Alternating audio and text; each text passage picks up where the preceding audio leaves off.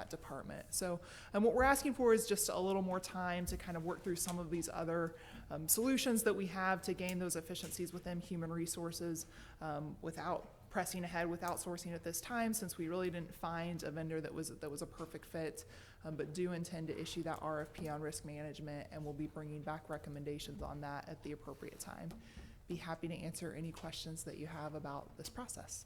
Okay, are there any comments or questions from the council? No? Okay, thank you very much. Thank we you. appreciate the update. Okay, now we'll move into our presentations. I will I assume that this is the order that we have in front of us, so I think as you were invited to come and give presentations this evening, our guidelines are really, we ask for up to 20 minutes of presentation, and then we'll allow for about 10 minutes for council questions, and try to stay somewhat within that time frame. I want to also welcome the members of our Public Utilities Advisory Board who were here this evening, and thank you for being here to also hear these presentations. So, Mr. City Manager, without further ado, I will invite our first vendor to come forward, and that is Graybar. Hi, thank you very much. We were asked if we wanted to bring product or something to display. I did not, but I did bring something for a visual, a little supplemental for everyone. And I'll just, I think a picture is worth 1,000 words, so you can kind of see how the networking works. Thank you very much. Thank you. And I'll let you know when it would be a good time to look at it. Okay, thank you. Thank you. Thank you, sir.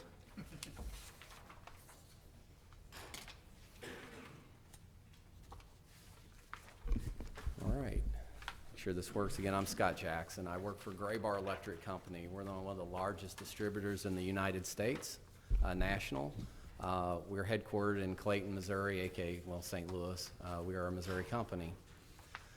I'm actually Missouri born and raised, right? You can tell the hillbilly accent. I'm a little further south, right? Southeast Missouri. But I like to say I far exceeded the low expectations everyone had of me down there. But, I live in Wildwood, Missouri. I participate in city government. I choose not to run for council. I feel you. I appreciate everything you do. But I'm on the broadband committee. I serve on many industry boards. I'm a telecommunications guy at heart. I'm chairman of the board of directors of the largest fiber optics association in the United States. I'm here today to talk a little bit about the advanced metering infrastructure RFQ that you had and the best and final pricing. Try not to kill you with the PowerPoint, but as you'll notice on the opening page, it says Smart City and Smart Grid. The grid and the utility, it's merging into the city, and a lot of the applications, when you run a network that is purpose-driven and agnostic, it flows in the city. So I left that as a city because that's what you are as a municipality, and the utility, which is what IP&L is. We're offering today the Silver Spring Networks network, the Harris MDMS, if that's the option that you choose from a cloud services. Acceleron, which is prepay services, that was of interest. The Aclara was General Electric meters. Then Aclara just got acquired by Hubble, one of the largest meter manufacturers in the United States. Master Meter for watering, again, one of the largest water meters in the United States. And NextGen, which is a meter installation company. Make sure this works. A little bit about our partners. We have Aclara with over 130 years of metering experience, part of the General Electric brand. I did not know that was behind me. I was wondering why everyone was looking past me. Okay, great. Silver Spring Networks has now up to 28 million meters on their system. They have over 23 million AMI, AMR of Aclara. And I'm sorry, I correct myself, another 15 million of other brands. A lot of the people that follow me, they have more meters on the Silver Spring network than they have on their own networks. And that goes when you own the IOU market and the larger municipalities in the United States, PG&E, so on and so forth. ComEd in Chicago, Con Ed in New York, Florida Power and Light. By default, you're going to have the biggest share. But as you'll notice, we also, Silver Spring does Springfield, Missouri, OG&E, similar like-kind municipalities just like you. They service large and small to mid-size alike. As I said, #1 market share for Silver Spring Networks, our partner. They're #1 in also lighting and non-meter, so we'll talk a little bit about smart city applications you may choose or may not choose to do in the future. It gives you flexibility. On a slide later, we'll talk about the unrivaled meter read reliability over 99%, in fact, 99.92%. So that's 0.0008%. They read it, your requirements, your specifications was just 98%. And I'll do a little math for you and tell you what that means in money to you later. Again, Graybar, I told you who we are. We do a lot of project and program management for many municipalities and also many electric utilities around the United States. We would be your single point of contracting. We own it. You would procure the equipment from us. We would, if you had a problem, we'd be the one throat to choke. We are a $7 billion company nationally and a Missouri company, as I said. Here's the 30,000-foot view so you can kind of see how it works. Independents would have their leader, and we would work with them from our program management. And this just gives you a visual about anyone, those that come behind me. They've got to work with your planning, material, the engineering, the installation, and quality control. What's not on there that is normally part of a program management is your own financial manager. You're probably going to have financial as part of the statement of work to make sure it's on budget. This is how much it costs. So we would be working with your financial manager as well. Possibly. Depends on how, it's about 80% of the municipalities and utilities have a financial manager involved, 20% do not. It's your choice. But that would be someone that would be a dotted line from the AMI leader of the city, just from general practice. So again, about Silver Spring, we're focusing a lot on Silver Spring because it is about the network. It is the best network, and I said it's purpose-driven. What purpose-driven means is that it was designed. It is a telecommunication network designed for a utility. It is not an electrical system, and I went out and procured a telecommunications network to run it. And the difference in that is more meters on their system. 15 meter companies you can choose from. You can have open bids for meters. You have open bids for lighting. And I won't name names on metering because it would be non-professional to do that, those coming behind me. But I can for lighting because it's off the table. Acuity Lighting, American Lighting, GE Lighting, Philips Lighting, they're all part of the Silver Springs network ecosystem. If you want to upgrade your lighting, you want to go out for a bid, you can get whoever you want. And that's kind of a smart city application now. So the same thing is true. I'm going to talk a little bit about network interface cards and what to protect yourself from later. It's an agnostic network. I said over 28 million meters on their network and growing. I mentioned some of the customers. Here, this one defines customers. Some are like-kind to you, OG&E, Springfield, maybe a little bit smaller. I think there's 300,000. I used to live there. So it's Snohomish PUD, People's Utility District, so on and so forth. So you're not the first on a network of this nature, right? IREA in Colorado, name a few. Silver Springs Vision, one platform, open and scalable. We talk about the energy. So there's your energy platform. You can see the meters. You can see the distribution automation. You may do a distribution SCADA network. Doesn't matter. You can run that on the network, all under one platform. I will touch later on non-parallel networking. So I talk about access points. A telecommunications network calls them access points. If you go to your IT department and they say, I'm going to put up a Wi-Fi access point. Well, we would refer to it as an access point. An electrical company that would come in, they say it collects data, so we call them collectors. So those that come behind me may call them their collectors. An AP and a collector are the same thing for most part, okay? They collect data, same thing. So demand response, customer engagement, solar, renewables, electric vehicle charging. Then, as I said, you go into smart city. If you want to run some traffic signaling off of that, you can, and you can do it all under one single access point as defined in your propagation study. So NIC pricing and the IoT routers.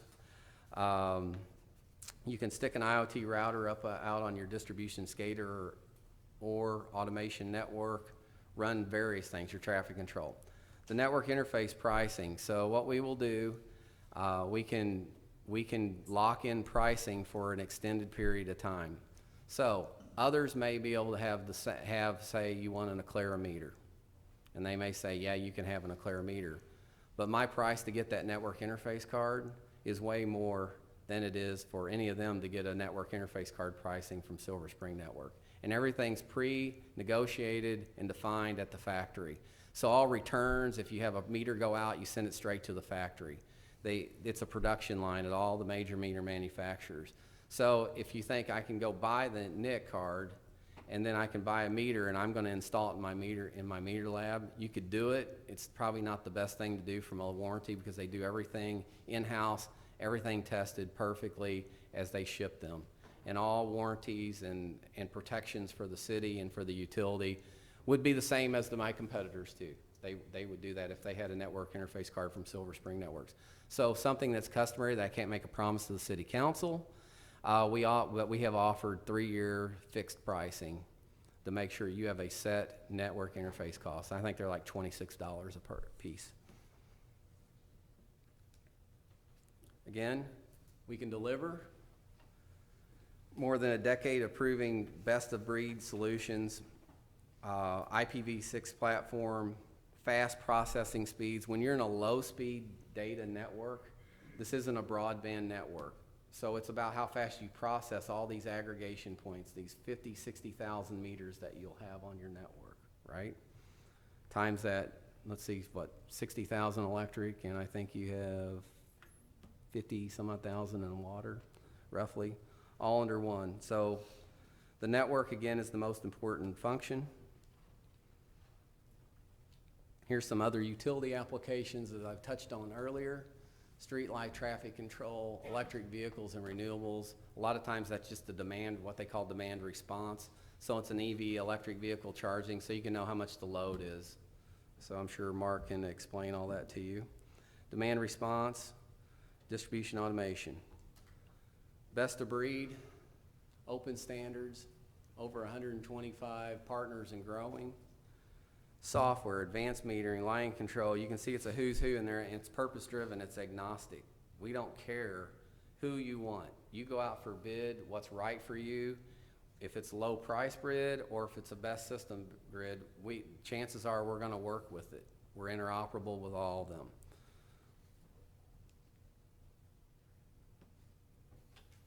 Again, this is a very key slide. Like I said, it's all about the network.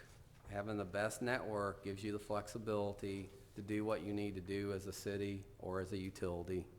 So as you'll see, as I mentioned earlier, deployed IPv6.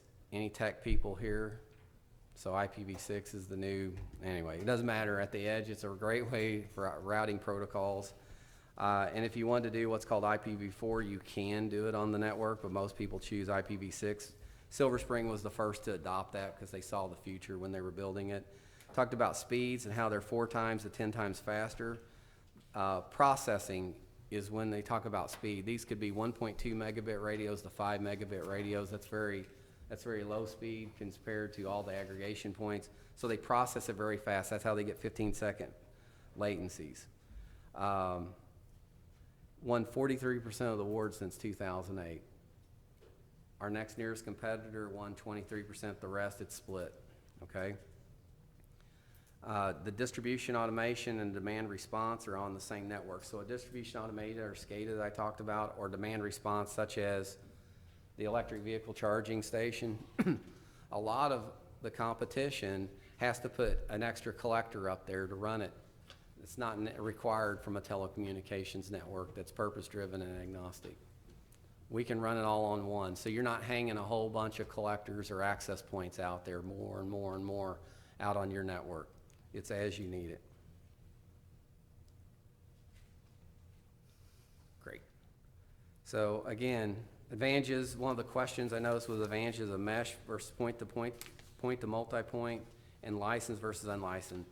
My next slide will talk about some of the hops and the meshing. It's a better illustration, but from a license in English, license generally has, I have 1 watt, I have 2 watt, I talk louder. I have to talk louder to hear that endpoint, whether it's an electric meter or a water meter. A mesh topography has, 32 channels, or 83 channels, spread spectrum, and they're able to modulate and they process and listen. They like to listen better. That would be the English way. So one talks louder. The louder you shout, the louder the response, I can hear you. One, I listen better, I can hear the low frequency. I mean, that's really the difference in it in layman's terms. So I mentioned the difference between APs and collectors. There are none. It's just a difference in terminology, right? And here is your field network infrastructure. This shows you a picture of what it looks like. One of the questions was, what about your maintenance? And you can see how many years before one of these things can go out. So it's one of the lowest in the industry, near zero maintenance cost. It's in the telecommunications zone. It's not in the high voltage zone. So anyone can put these up in like 30 minutes, right? So it's very low. I'll kind of keep moving. Here is the network of what it may look like. I noticed Independence has a lot of Ethernet APs, which means it's probably going to connect to your fiber optic network, right? That's really a great thing for backhaul. I saw there was 2 cellular APs, so that means there must be some spot in the propagation study where we have to talk to some meters that we didn't have access to your fiber network. But the fact that you have that many on your fiber optic network, that's a beautiful thing. And I assume the competition would hook into your fiber network. Why wouldn't they, right? Here's the picture of the redundancy of the endpoints and the multiple paths. What's the beautiful thing about a mesh, right? So it hops. It can hop up to 17 times, right? And let's just say a truck comes and parks in front of a meter and you need to bill that meter per month. It finds the best route back, and it can go through several different access points. It finds the strongest signal. The more meters you have, the better the mesh.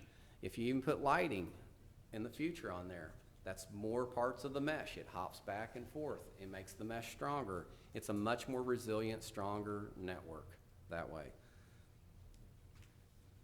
I had a nice picture of one on a mountainside in Hawaii where it had to hop back around the mountain before it got to an access point. It's pretty cool. But anyway, we didn't have time.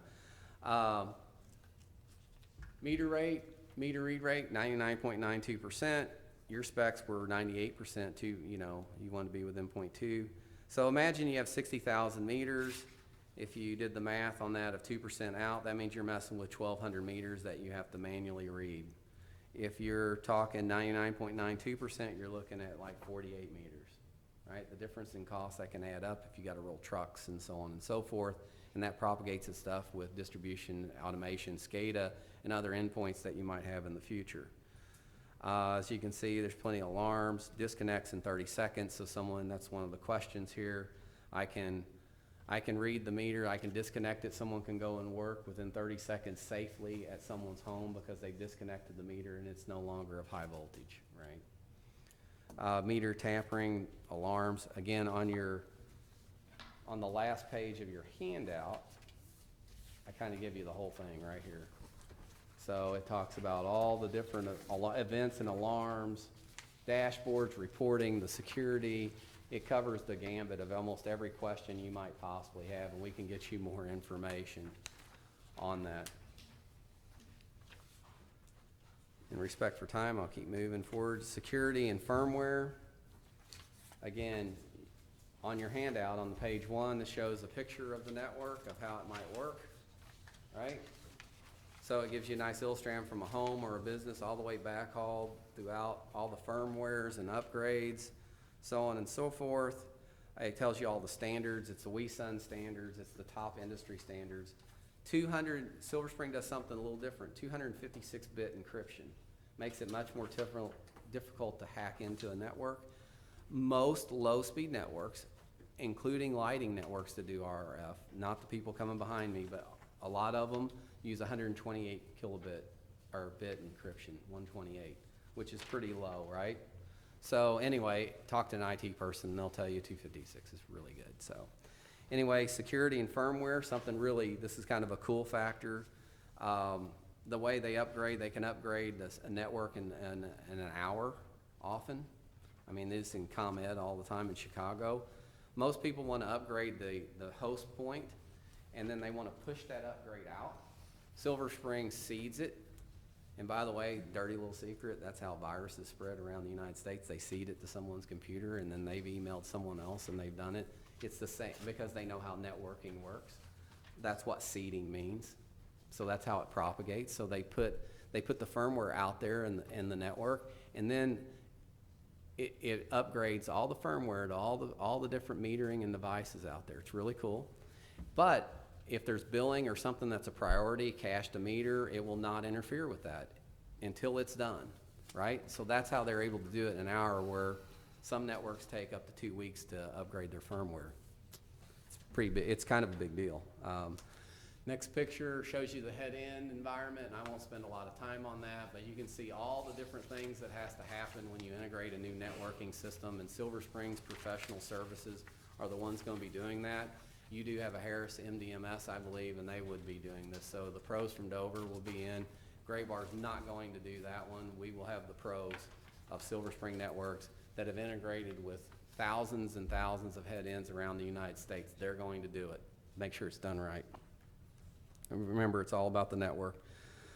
This is just about a who's who of people they've integrated with: CIS, Cantus, Irrelevant, all so on and so forth. This is the who's who, right? So you're in really good shape.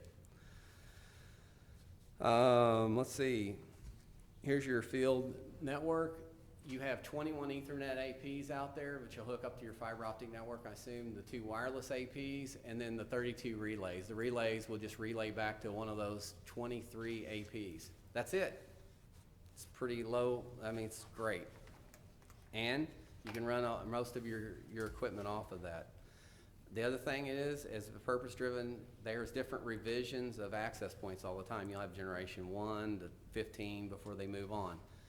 Silver Spring Networks, to this day, supports the very first version they ever had. For any version you have on meters, let's say in a distribution automation or SCADA network environment, that you want to upgrade to the next newest thing because you want to do something, you don't have to upgrade all your meters.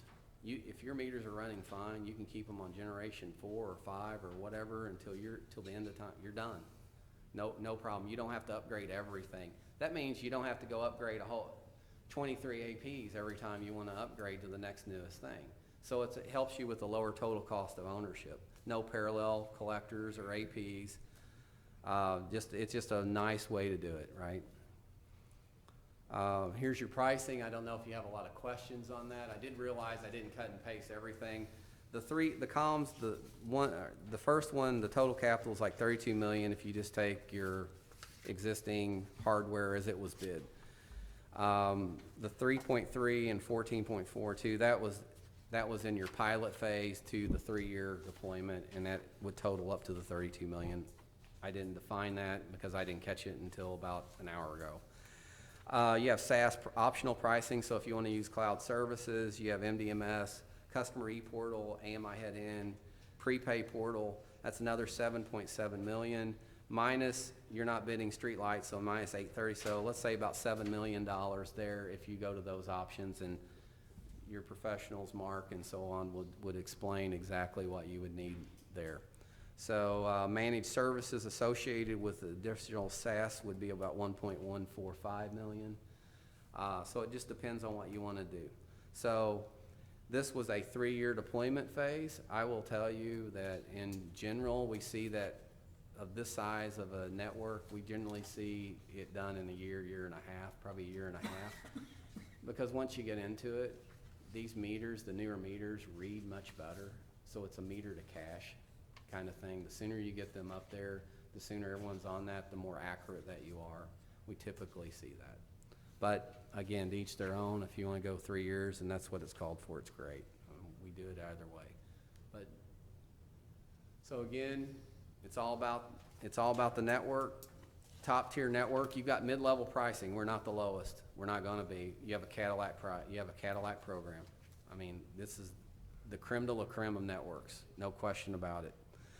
Best performance in the industry. You can go up to Chicago in the ComEd building and you can read the reader rates yourself, 99.92%. They've been clocking these for all their cloud services of those that they manage.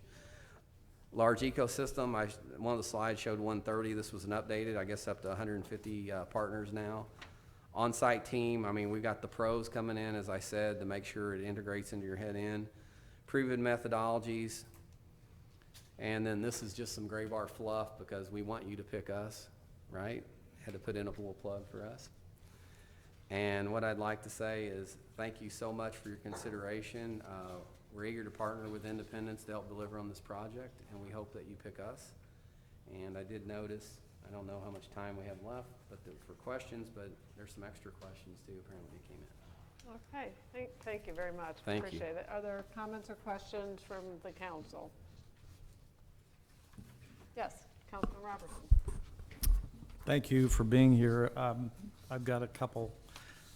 So one of them has to do with your meters. Do they have heat sensors in them? Will they sense an overheating situation? Sure, they do. Okay, and will they shut down? Will they notify? Will they do both? It's a notification. I know that. I want to say, I believe that they will. You can set the parameters in the meters to automatic shut off. Mm-hmm. But that should be in writing, and that should be confirmed. Okay, I've been through so many of these that I believe I'm telling you the truth. Okay, but I would put it in writing before we got a firm. It's how you set the parameters. Hey, I want the meters to do X at this particular time, and I want to read volt var. I want to read there's all these different parameters that you do from the network that tells the meter what you want it to do, and one of those, I believe, does. Okay, let me move on to a question about the mesh. I noticed on this one page it talks about a micro mesh network, and I'm assuming that those mesh networks then go through one of the access points. You're talking about 21 Ethernet access points, then would be bringing that backhaul back to the You're back talking to about the computer. micro AP slide? Yeah, it's field network infrastructure Mhm. slide. Over here it says micro mesh, so I'm assuming that's a small mesh, but all the meshes then would bring that information back to a access point like you show on the poles or one of the 32 relays, Okay, right?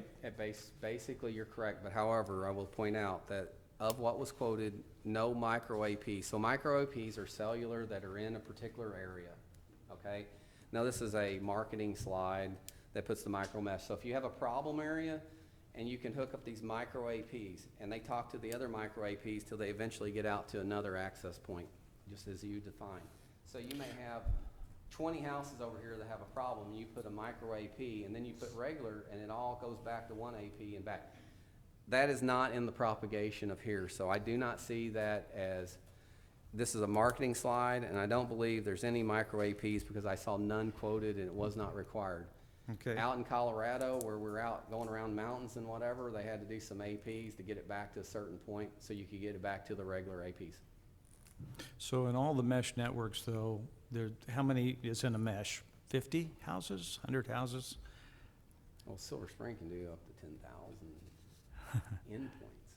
So, I mean, in theory, right, and that's why you have so many meters.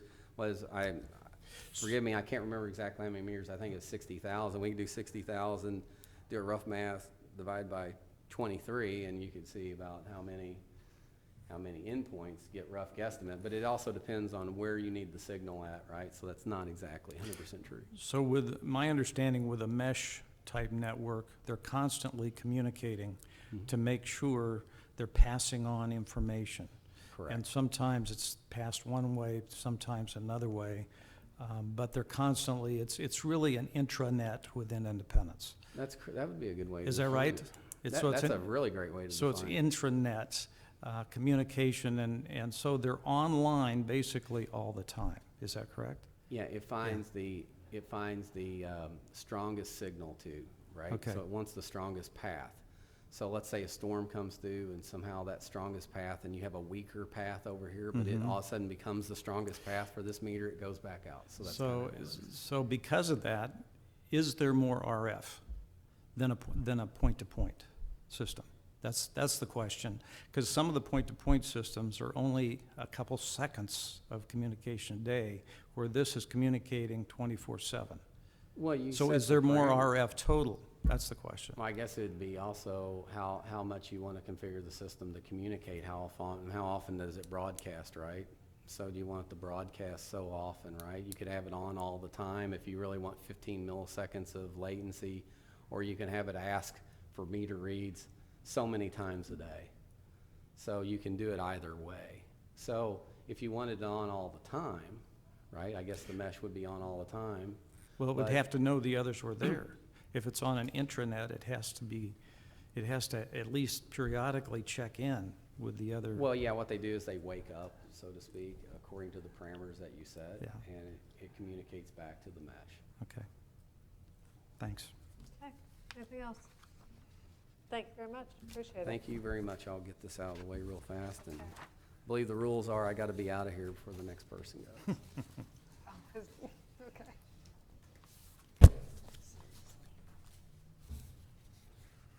Thank you for your time. Thank you very much. Thank you.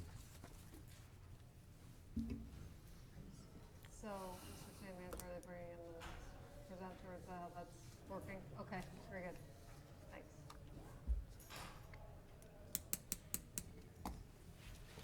Time for some M&Ms.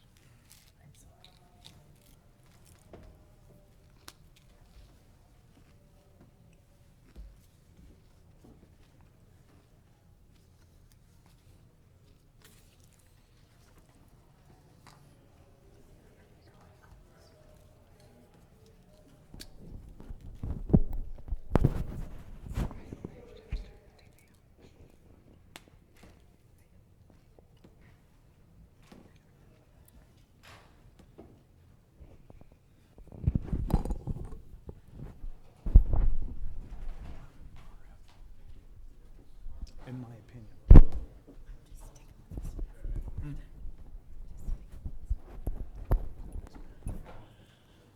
Oh, come on.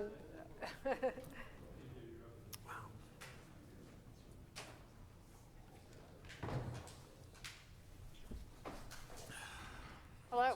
Hi. Good, how are you? Why don't you come up to the Thank you. podium and introduce yourselves? And if you have materials to hand out, we can take those. I'll just introduce the team. My name is Yeah, TJ thank Laporte. I'm the area sales manager for Landis & Gear. With me today I have Andy Shade, who is our solutions director and technology guru. And behind me over here in the jacket, the brown jacket, is Eric Lang. He was in the area sales manager before myself. And then with Fletcher Reinhardt, we have Bill Weber and Gary Bokerman. Thank you. Okay. Let me know when you... It looks like That's you're fine, queuing up the thanks. PowerPoint. If I stand this far back, can you still hear me okay? Uh-huh. Perfect. I Thank don't want to you. be crowding the microphone. Thank you.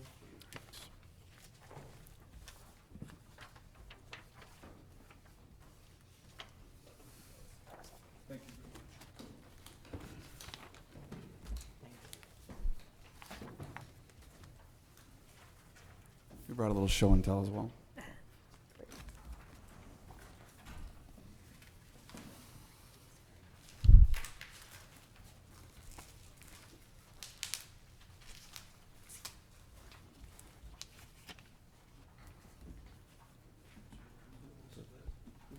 Oh, thank you.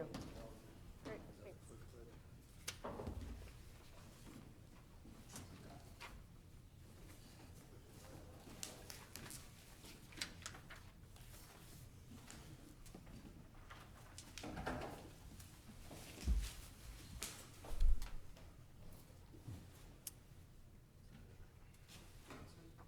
Okay, All right. Shall we go ahead and kick it off, or? yeah, you want- go okay, ahead. Please. Thank okay. you. All right, so the agenda today obviously is a brief introduction of Landis & Gear. I'm going to have to kind of crank my neck a little bit. Also, a high-level overview. We have a few questions, some check marks that you guys had for your scorecard. We'll cover those individually right out of the gate, and then we'll kind of get into more detail about some of the the agenda items and the topics a little bit more granular as we go through the deck. An overview of our AMI system, which is Gridstream RF, the telecom behind it and the metering portion of it, as well as an explanation of our best and final offer. And then we'll kind of finish up, obviously, with some questions that you had and some pricing. So Landis & Gear, a little brief introduction of our organization. We are a global company, about 3,500 people. The majority of our technology is deployed in North America, about 45% actually. And in North America, about 250 utilities that are using the exact same technology that we're proposing today, the Gridstream RF solution. And we are a forward-looking organization, so we invest about $160 million per year into our technology to ensure that our technology not only meets our customers' immediate requirements, but going forward, future requirements and conform to the standards and the industry standards that are being laid out today. We are, again, very forward-focused, and we look at other applications outside of AMI that apply to the smart grid technology like distribution automation, load control, et cetera. I'm going to have Bill Weber come up real quick. Kind of just hit on the next topics. Thanks, TJ. Hi, I'm Bill Weber. I'm with Fletcher Reinhardt, and thank you very much for having us tonight. We thought the best way to answer your questions was to put those slides first and just run through them and answer your questions for you. So that's what we have attempted to do here. First question was, what type of network do we have? And we're a mesh, self-healing, self-forming network that automatically fixes itself and manages itself without any intervention. We are in the unlicensed spectrum, the 902 to 928 megahertz range. Our collectors have a backhaul, and they require any backhaul that you have available, whether it be cellular or fiber or microwave or any backhaul that you may already have. So we're able to support all of those. The transmit power, it's a low power transmitter. It's 425 milliwatts. It's well below the FCC requirements. We find that our network works just fine with that low power. Also, our electric meter power density at a 2 foot away from the meter is at 0.107 milliwatts per centimeter squared. So that also is about 18% of the FCC requirement for that device. Our amount of transmit times are configurable. So if you want to, what we typically do is up there, we provide 15-minute interval data, and we provide a consumption read for both water and electric.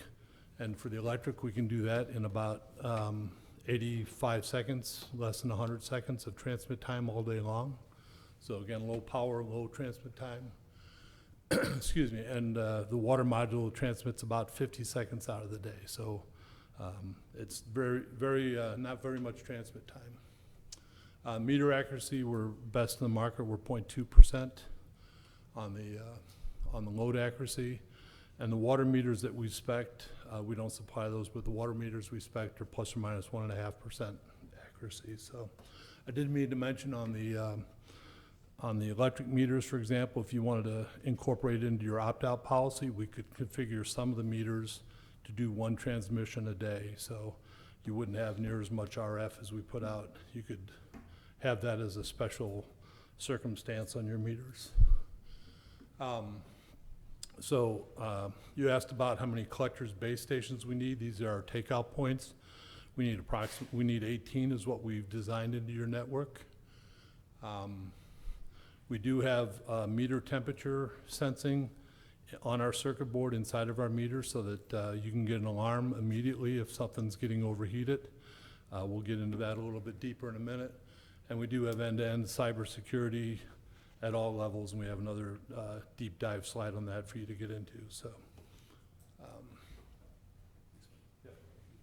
we're just kind of splitting it up as far as talk time, I guess. So a little bit deeper in as far as our network design is concerned. We talked about the 18 collectors. Outside the 18 collectors, you have 189 routers, and how we determine that is basically an analysis of your whole solution. We figure out how many square miles your territory is, how high your pole heights are, if you have any topographical issues, foliage. We take into a large degree of factors, and we put together a network design. So the design you see here covers 100% of your meters, electric and water. It's important to point out that of the routers that we've established, 120 of those are actually just water only. So to cover just your electric, it only require about 80 routers, but to cover the entire territory, that's what we're actually looking at as far as the amount of network infrastructure deployed. And again, that's 59,140 or 413 meters, 56,570 water, and 2,865 standalone. So the 2865 standalone on the eastern side of the region and the northern side of the region do encompass a lot of the network infrastructure to be able to get that information back. It is self-forming, self-healing, so we did touch on that. So a meter basically is removed from the socket, you put a new meter in, and as soon as you do so, it just gathers the different neighbors around it that it can communicate to. If any one of those devices happens to go down for whatever reason, whether it be theft, tamper, or if the meter is just removed from service, it's intelligent enough to be able to reroute itself to the collector to push the information up to the head-end system. So what it ensures is there's a constant neighbors list of, say, 50 devices and no single point of failure. So the animation, I had too much time on my hands here. When the one meter goes out, and it just automatically reroutes itself to the next best neighbor, and it finds its way to the collector. This allows us really to ensure 99.5 or 99.9% of your reads on a daily basis. So in the industry, we stand by that commitment. We don't come back and say later on, no, you're going to require 50 more collectors or routers to do this. What we state is what we guarantee. Okay? Backhaul technology, Bill hit on this. Whatever you have, we can use. As long as it has backhaul back to your head-end system, we can use it. And we've worked with everything. So fiber, cellular, you name it. The Focus EXSD is a meter that Andy passed up in front of you. It's our workhorse residential meter. It's deployed over 60 million different residential locations in North America today. So it's the #1 selling meter 3 years running. Oh, am I going too far ahead? Thank you. That's it. I can't really see the TV ahead of me. But it does everything you can think of. It can do load control, it can do demand response. It can do whatever you want it to program it down to 1 minute interval. So if you wanted to get voltage information from a service location, you can do that every minute. So it's configurable over the air to pretty much perform whatever function you want going forward. So right now you might just want KWH. Later on you might want more power factor, whatever you want to return, it can handle. Again, the transmission is 425 milliwatts, well below that 1 watt FCC limit, and has the option of doing everything over the air. So once the meter is deployed, you never have to go back and physically touch it again. You can upgrade everything remotely, including your meter program. So there's never a reason to actually touch it ever again. Disconnect, connect capabilities on it. And as far as the UL certification, we actually have it UL 2735 certified, so it will never ignite. There's no concerns about fires with our meters. It's never happened with our solution. And security-wise, on top of the temperature sensor, we have the capability of detecting somebody pulling the meter out in reverse rotation, if somebody's jiggling with the meter, if somebody actually is trying to use a magnet to adjust the actual reading on the meter. All those alarms are pushed up to your head-end system and seen immediately by the head-end system and by you as a utility. The commercial industrial meter, the S4X, is for any hospitals or large C&I that you might have, 480 volt services. The same as the AXE, widely deployed, has all the different security features as the AXE, but also has a cover removal. So if somebody goes out there and removes the cover, you'll get an alarm on that as well. Okay. The water modules, we understand, is about 40-60% as far as in-home and out in the pits. So we have two different types of modules that we actually quoted. One is our wall mount. That would actually just be a 3-wire that you'd actually hang the device outside the home and run it down to the meter inside the home if that were the use case. And the other is the pit mount. It can actually be put through the actual hole in the metal lid outside in the yard and actually run down to the meter below. So we can actually compensate for both of your different options that you have for water deployment.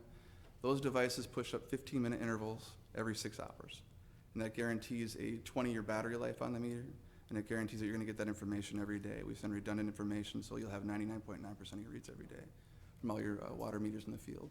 As far as alarms and events, leak detection is a big one. If somebody's toilet's running consistently, you'll know.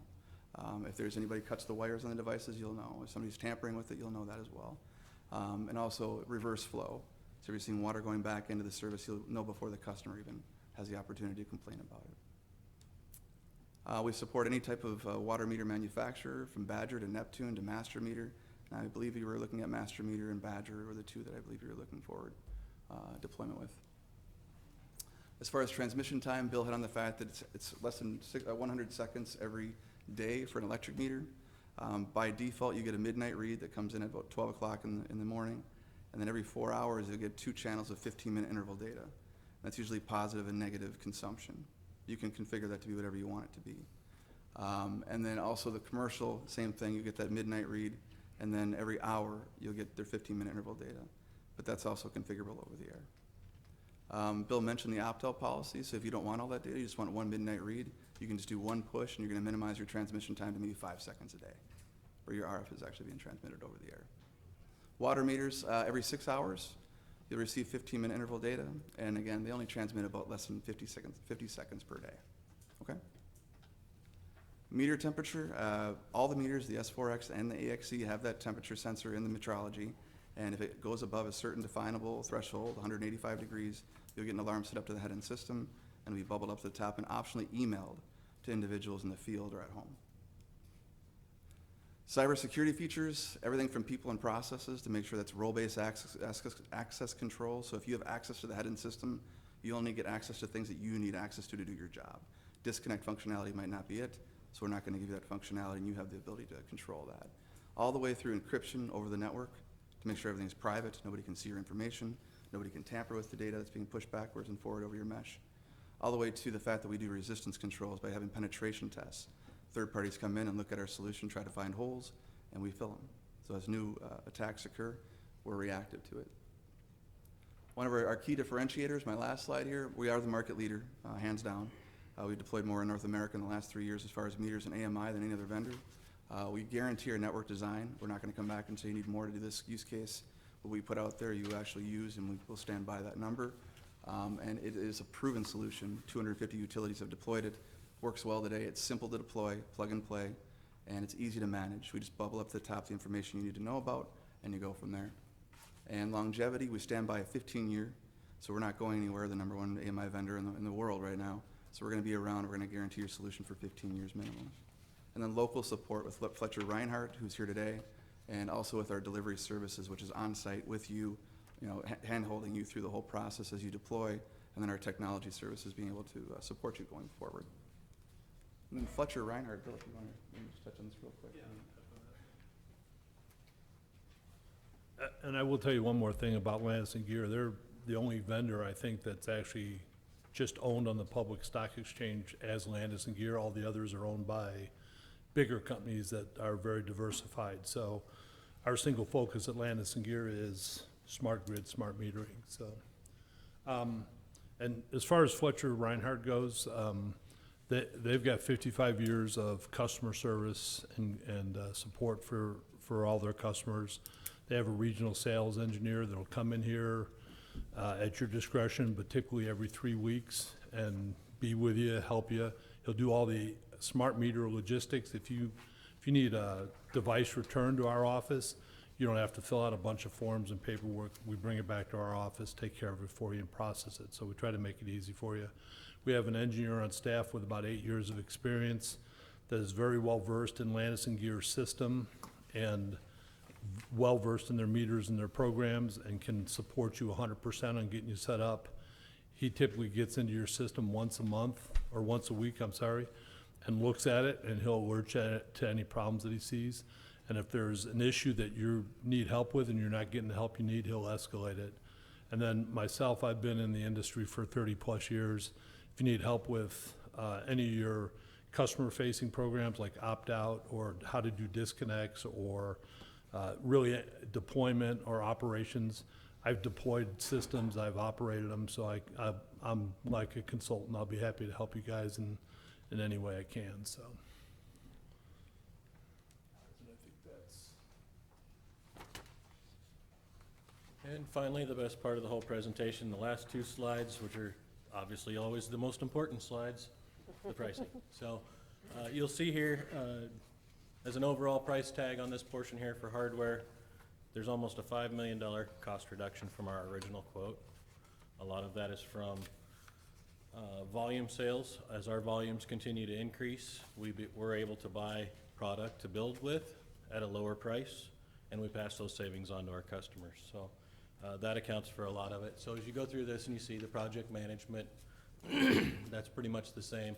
Electric meters, water meters, communication network, those 3 are the ones that have probably come down the most from our previous proposal. Most of the others should be pretty much the same. trainings on site, so we actually send people to your premise here to teach your people how to put this stuff in, how to maintain it, how to manage it, take care of it over the long term, once we're done deploying. So, not that we won't be here to support, and Fletcher Reinhardt won't be here to support, but we want you to have the training to be able to support it yourself as well. And the final slide here, so this here, you're seeing a 10-year cost of hosting solutions on the top portion there. So for the MDMS, the 2.3, that should be relatively close to the same price we've had before. Portal, prepay, those should all be about the same. There's about a $300,000 savings on this section. Not a huge difference because there's not a lot of hardware to change. And then there is one typo I need to point out. The managed service solution operating expense should be over a 10-year period, not a 3-year period, okay? We caught that this afternoon as we was going through these slides. But that is the cost of the annual service agreement for the software for the MDMS and support for it, and it is a 10-year. And then your add-ons there would be the forecasting and then rate and revenue analysis for the MDMS. So it's an optional adder if you choose to put that in there later. And with that, I think we're right on time for questions and answers. Okay, thank you very much. Why don't you just take a moment, and I don't know if everybody can see this equipment that you've brought, and just kind of tell us what all Sure, these are, whomever would like to do that. So this here Thank- is our collector. This would be the backhaul. Would go at like substations and water towers. Typically we would mount this at the base, and then we'd have the cable comes off of here and remotes to an antenna up the pole or up a tower or whatever's available for an asset there. This is kind of the way out of the network, okay? So based on the propagation study, there's 18 of those that are shown on that. Correct. Gotcha, okay. This is a router, so this was, what was it, 189? Router, and this is what helps us build the mesh across the network. So meters can talk to meters, but when they can get to this, because this is typically mounted on a street light situation, so when they get to this, it's up at 20 foot tall, so the speed picks up. So your throughput gets faster. It also helps mesh as well. So with TJ's example earlier where the meter got taken out of service and it found its way around, this assists with that process as well. And they don't all rattle like that. Electric meters, so this here would be our standard service disconnect option. Where did the cutaway go? So this is the base plate of that. Oh, you guys can play with it, flip the switch up and down and it opens and closes. You can see the contacts. Obviously it doesn't come that way from the factory. They're all sealed up and secured. Leading meter in the industry. Most meters deployed in North America, right here. This is our CNI, our S4X or E650. This is what would be put on your commercial accounts, so your Walmarts, your gas stations, any kind of factories, sewer lift stations, water treatment plants, all those sort of things that are three-phase services, large power services, would be this meter. This is the one that had the little switch in it to know when the cover comes on, so send this one down the road too if you want. Check it all out. And then these two here would be our water modules. So this would be the house meter. So this would actually be mounted on the side of the house, and these wires would go through the wall into the basement to where the water meter is. This would be the pit meter. So if they have a water meter out in the yard or in the driveway that's in a pit underground, this goes through the lid. The antenna actually sits in this top portion. It sits on top of the lid. And this would send the readings into either an electric meter or a router. These talk to an electric meter or router. That's how they get into the system. Had an antenna on top? Is that what- Yeah, so as the lid sits here, the actual antenna is molded in this plastic. up here. Gotcha, okay, So it sits above the cast iron lid. gotcha. Okay, So there is a difference. Put them underneath, the signal gets cut down. So there's a reason why we do what we do. Sure. okay. Thank you, appreciate it. Are there comments or questions from the council for this presenter? Yes, Councilman. Thank you for the presentation. So let me start with the water meter since you showed us that last. So the existing water meters that are in pits in houses now will stay there, that will just hook into them? Is that right? How does that work? Because we're not actually physically replacing the physical water meter that's in the pit or in the house? This- For your proposal, it was water bodies and transmitters. So in our pricing. Can you just come to the mic, I'm sorry. Sorry. Yep. So the people who are watching on Sure, television sure. can hear you. So we're not actually physically replacing the water meter itself? No, for your proposal, you guys asked for full water meter replacement, and that's what the water installation portion of it was too. So it is everything. Oh, it is the water meter sir. as well? Yes, sir. Okay. We just don't have one of those to look at. No. That's okay. No, they're just, That's all they're, right. they're heavy. Yeah. Wait, he's digging in his chest. He may have one. Yeah. No, that's okay. You don't need to get it out. That was my question. I thought we were replacing the meter There you too. go. Okay. So yeah, these would be replaced as well. Most of them have 3 terminals on the top that the wires would connect to, or they have a pigtail coming out already. Okay. So the new ones would have a pigtail coming out already. So Okay. you just make the connection.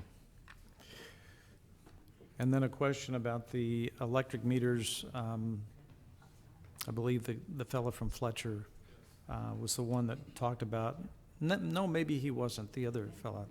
You said they would shut down if they overheated. The heat sensor, will they shut down and report both? Can it be programmed to do both, or will it just report?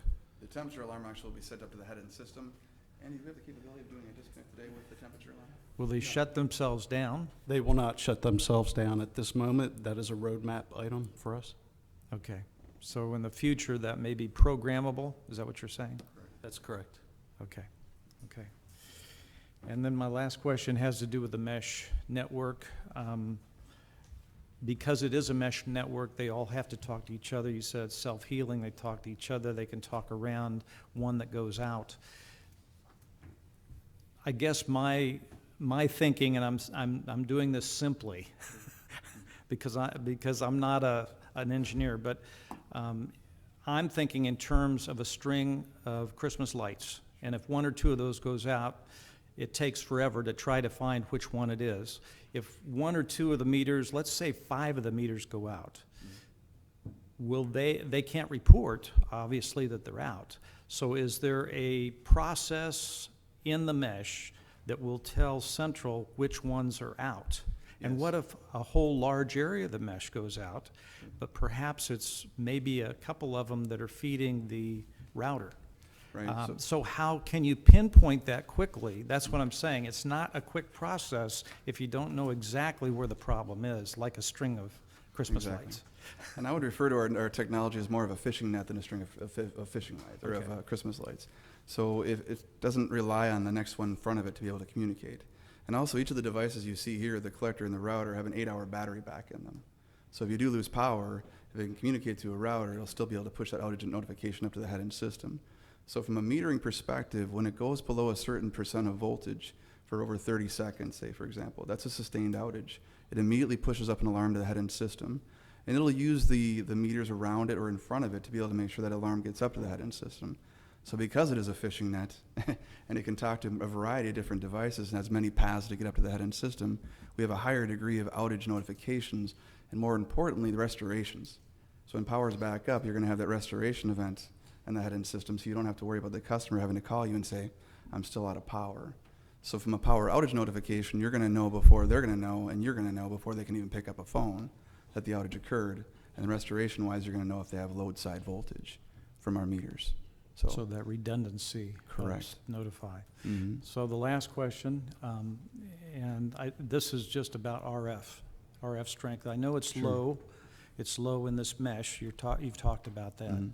But it's more of, mesh networks are more of an intranet where they're constantly checking to make sure they're part of the network. Correct. And so there is constant RF during the day and night because of that network. Mhm. So how much extra RF is there than, say, a point-to-point system? Good question. So every 8 hours, as part of the 100 seconds or less than 100 seconds that we talk about, the meter will turn on and basically do a chirp and ask for any neighbors that can hear it. And they report back saying, yes, I can hear you. And it builds that neighbor list every day. That process takes no more than a second or two. And it adds on to that neighbors list.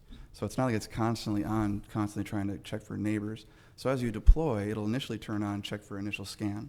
And then every 8 hours go back and just say, is there anybody else that I can talk to now? It wants to build that neighbors list. It wants as many friends as it possibly can. How many would one meter be talking to then? Up to 50. Up to 50? Mm-hmm. Wow, Yep. So very strong fishing net. okay. Thanks. Yes, Councilman. I'd like to commend you for coming back with a lower price. Yeah. I mean, Bert, a lot lower price, and you kept us in your books. And Absolutely. you did not forget us. I appreciate that. Thank you. Welcome. Thank you for having us. Yes, Councilman. Yes, I want to know on the inadequate services, how are you going to address them? The inadequate services. Inadequate like A-base meters or bad entrance cable, or do you have anything to do with that? Or are you just installing I'm going meters? to defer that to Bill. He's our resident electrical. Expert here. Or Eric, either one of the two. So typically in those situations, the A-base we would take into account, and I didn't see that in the specs of the RFP that we would call out for replacement of A-bases. Most of the times we would change those out to an A-base adapter and install an S-base meter in its place. As far as damaged site or service entrance or anything like that, typically those are done on an hourly basis with the install crew. And there's a clause in there that says, you know, if the guy's got to wait for a couple hours till you guys can get somebody there to fix it, because obviously they can't fix it when it's hot. You know, we'd have to shut the transformer off to get it safe for everybody. So those situations, typically there's not a lot of them, and we just typically work through them as we go, and there's an hourly cost in there for those fees. I got one other one. How would an analog opt-out program affect the infrastructure of your metering system? Well, typically there's very few opt-outs. You know, if you're talking 100 opt-outs, normally that's not going to affect the system. As TJ referred to our fishing net situation, it would be strong enough to be able to withstand that. Now, if you had a neighborhood of 5,000 people all say, yep, we're opting out, then we'd have to do some looking at the design and figure out how to best implement it, but it could be done. Okay, that's all I have. Okay, thank you. Yes, Councilman. Thank you. The concern that I have some of the more older homes stock in Independence, turn the century, 1920, 1930 kind of stuff on up. Put a new meter in, it's set, you guys go away. What's the assurance that because of the older housing stock, maybe some old wiring and stuff, that there wouldn't be a deficiency, spark, or you kind of see where I'm going here with that? Yep. So that's where we rely on our temperature sensor.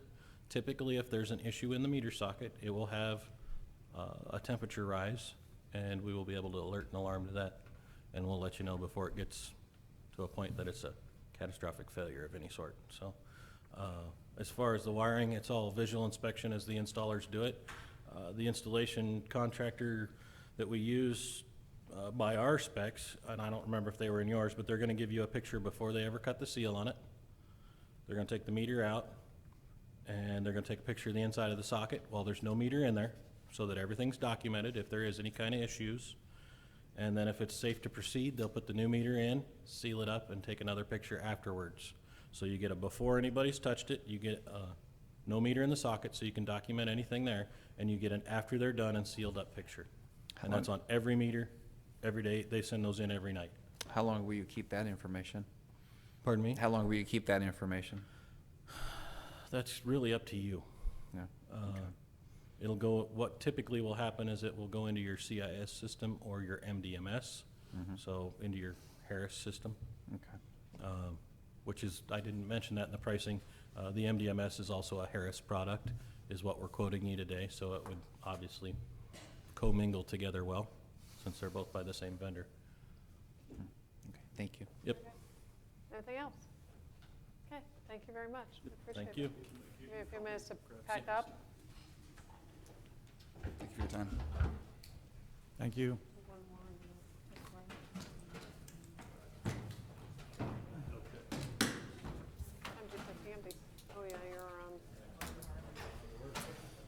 all ketoed up.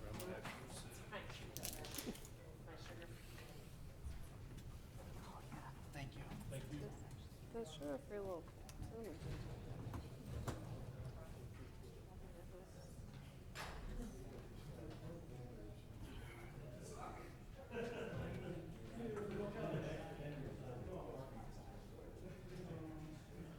So where were you out today? I saw you bouncing around. Just doing my homely chores. Yeah, good.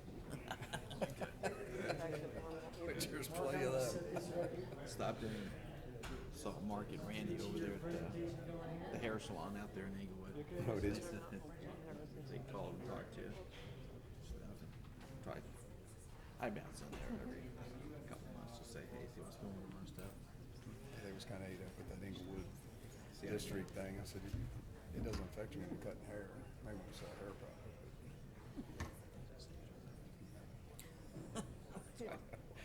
I talked to him for a little bit, but not long.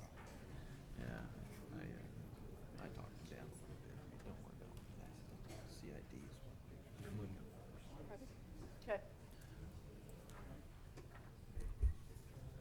Hi there. Hi, how are y'all? Good, how are you? Doing well. Okay, we got. Okay, why don't you go ahead and introduce yourself and you can take it away. Fantastic. Good evening. My name is Mark Bruss. I'm representing Itron here this evening.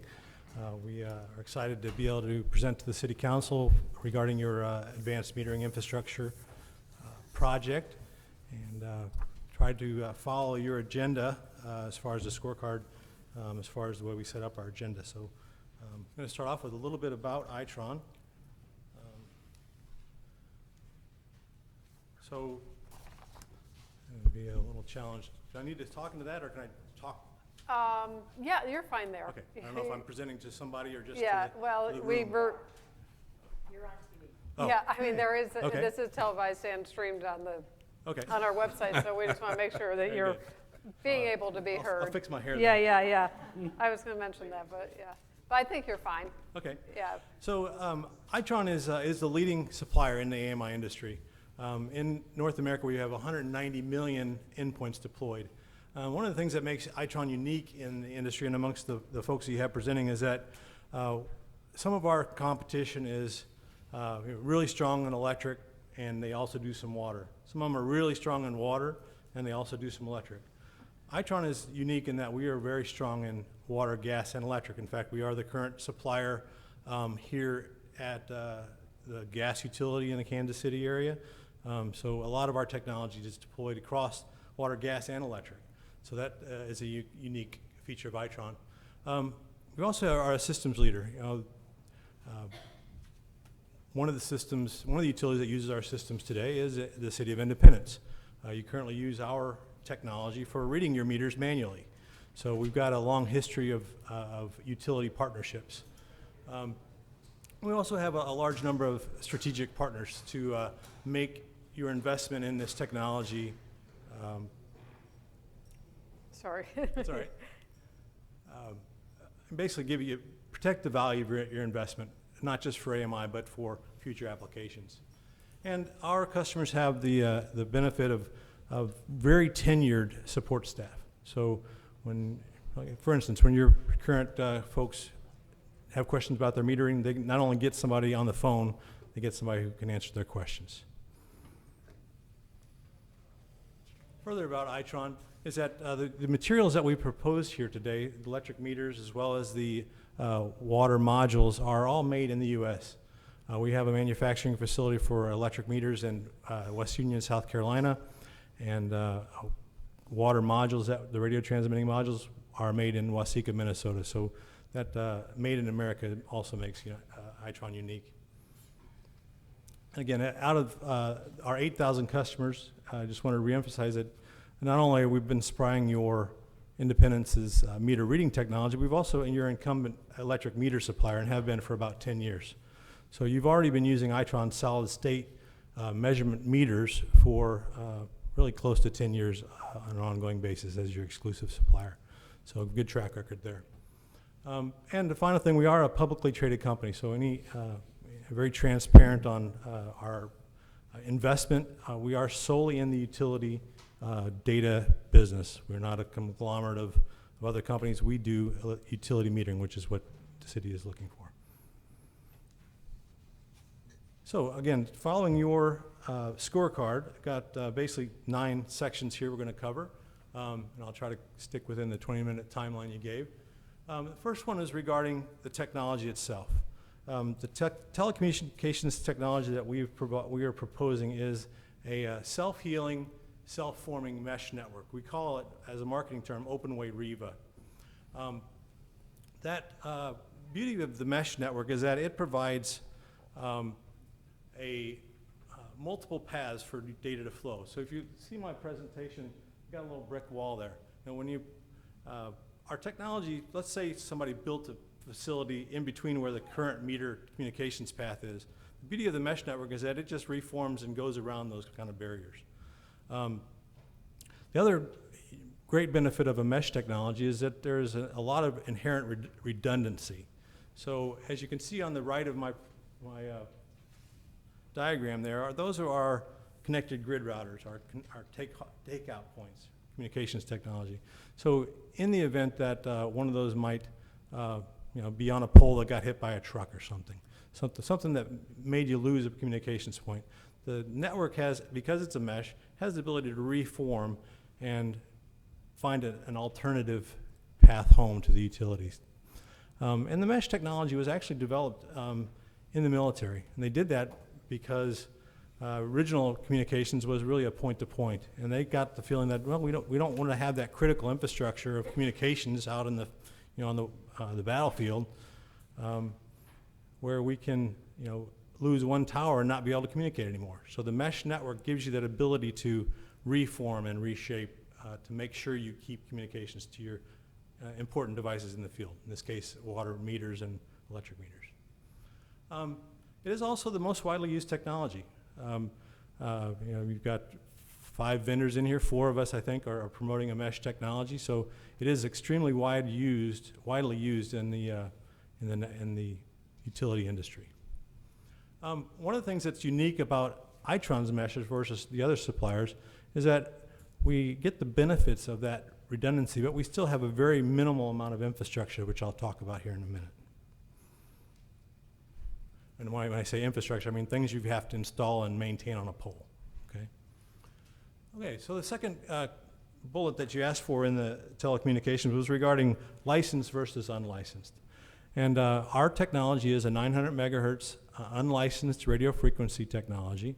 When I say unlicensed, the thing I highlight in red here is that unlicensed does not mean unregulated. We are very firmly regulated by the Federal Communications Commission, FCC, and we are operating in that 902 to 928 band, and that actually becomes one of the benefits of unlicensed technology versus licensed technology, is that in the event of some disruption of a licensed technology, you really only have one channel to communicate on.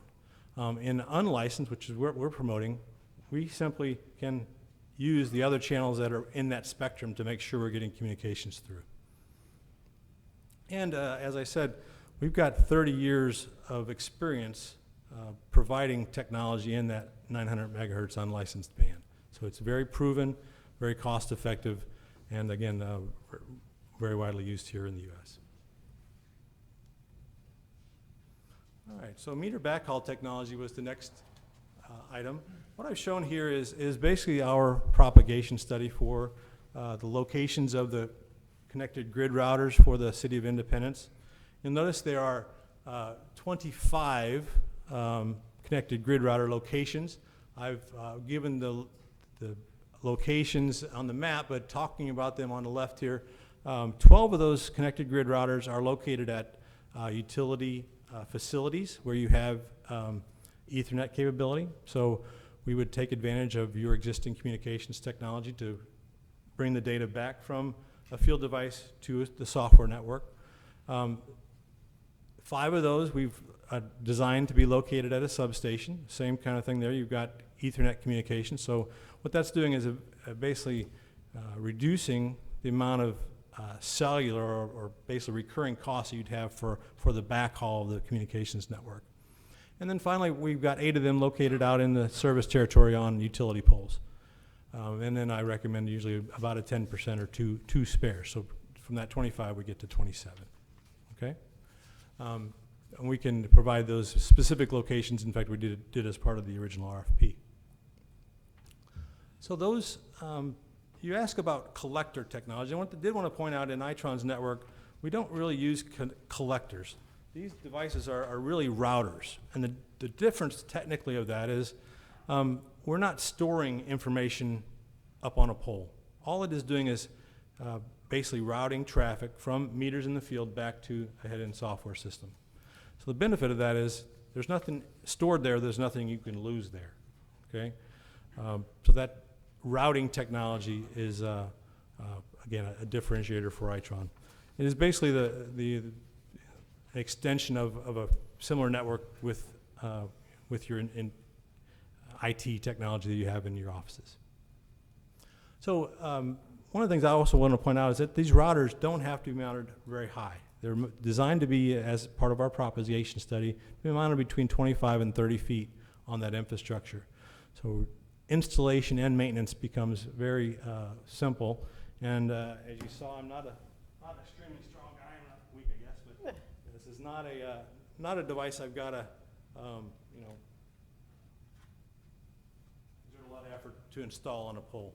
It's installation-wise and maintenance-wise, it's basically like having a distribution transformer, but lighter. Okay. Technically, or excuse me, installation-wise, we're essentially hook in the ones that have Ethernet. We hook in an Ethernet cable and a power supply. The ones that are backhauled via cellular, all we need is a power supply. So that's 120, 240 volts. Very, very straightforward installation, and again, very easy to maintain. So having only 27 of those covering the entire city, we get that full 100% redundancy.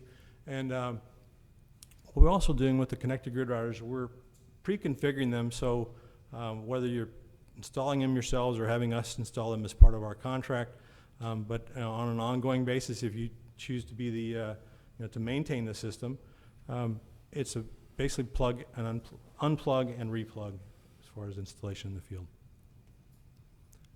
And they also include a battery backup. So, in the case of a power outage, I still have communications to the meters in the field. So that enables the technology to provide not only meter data, but also outage information to better serve the constituents here in the city.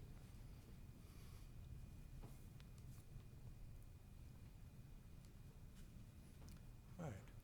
So managed services, your information said, basically base station maintenance, hosting services, data backup and recovery. So I kind of wanted to touch on those 4 items very quickly. The base station maintenance, as I said, is because these are mounted essentially at the communication side on one of your power poles. Very simple to, when they do need maintenance, which is very seldom, to do that with your existing personnel. Those devices, as I said, are very reliable. In fact, they have a 5-year warranty to back that up. So that technology is very hardened. I don't really want to pass it around because it's, but it's a very sturdy case and designed to, to withstand the elements. And as I also said, as far as, if you had a unit that was damaged, it's simply take it down, unplug the power, install the new one that's already been configured, and reinstall it. So the second part of the managed services is regarding hosted services. The beauty of Itron hosted services, and I'll get into some of our credibility on that later, is that we can have basically the head-end software systems installed for the city very quickly with minimal effort from your utility staff, and easily implemented and integrated. That managed service, the way we've proposed it, basically the software, the servers that those softwares run on are all housed in Itron's facilities, and we basically maintain that for you and give you access to it through the internet. Another one, data. There was a question about backup. So all the data is backed up daily, and we store it on site. We also back it up weekly for an off-site data storage to make sure that any data that we're collecting for the city is safe. Also, a question about recovery. So the systems that we'd be, you want them to be there and ready to perform when the utility needs them. What we've done is designed our solutions based on the latest IT standards, and essentially giving you the tools to, in the event of some disaster, to have them brought back up right away. So you're seeing 4 to 12 hours typically to recover in the event of some IT issue. And those are our standard terms in our proposal for basically the managed services that I showed there. Okay, next one I wanted to go through is RF exposure. So there are a lot of details about RF that you probably already heard from the other suppliers that have come in, and questions from your constituents. Itron has approached this, I think, different than the rest of the industry. You'll see on our diagram here, the meters that we proposed on the electric side have double technology in them. So not only do they have radio frequency capabilities, but the little blue dots that are going between the two electric meters and the connected grid router, those are what are called a power line carrier technology. So instead of communicating over the air, the OpenWay Riva meters also have the option to communicate directly through the power lines. So in the event that you have constituents that, founded or unfounded, are concerned about RF exposure, we've got the ability to essentially not just opt out of the solution, but opt out of the RF technology. We instead have them communicate via the power line carrier. So that, again, we are the only supplier that gives you that flexibility. And that is you don't lose any functionality. You don't lose it doesn't add any cost to the solution, but it does give you that unique tool to answer the question in a different way. Instead of, talking about exposure and trying to convince somebody that, that this is safe, which I can do that. We've got a website that's got a lot of links, and there's been tons of studies done that shows that.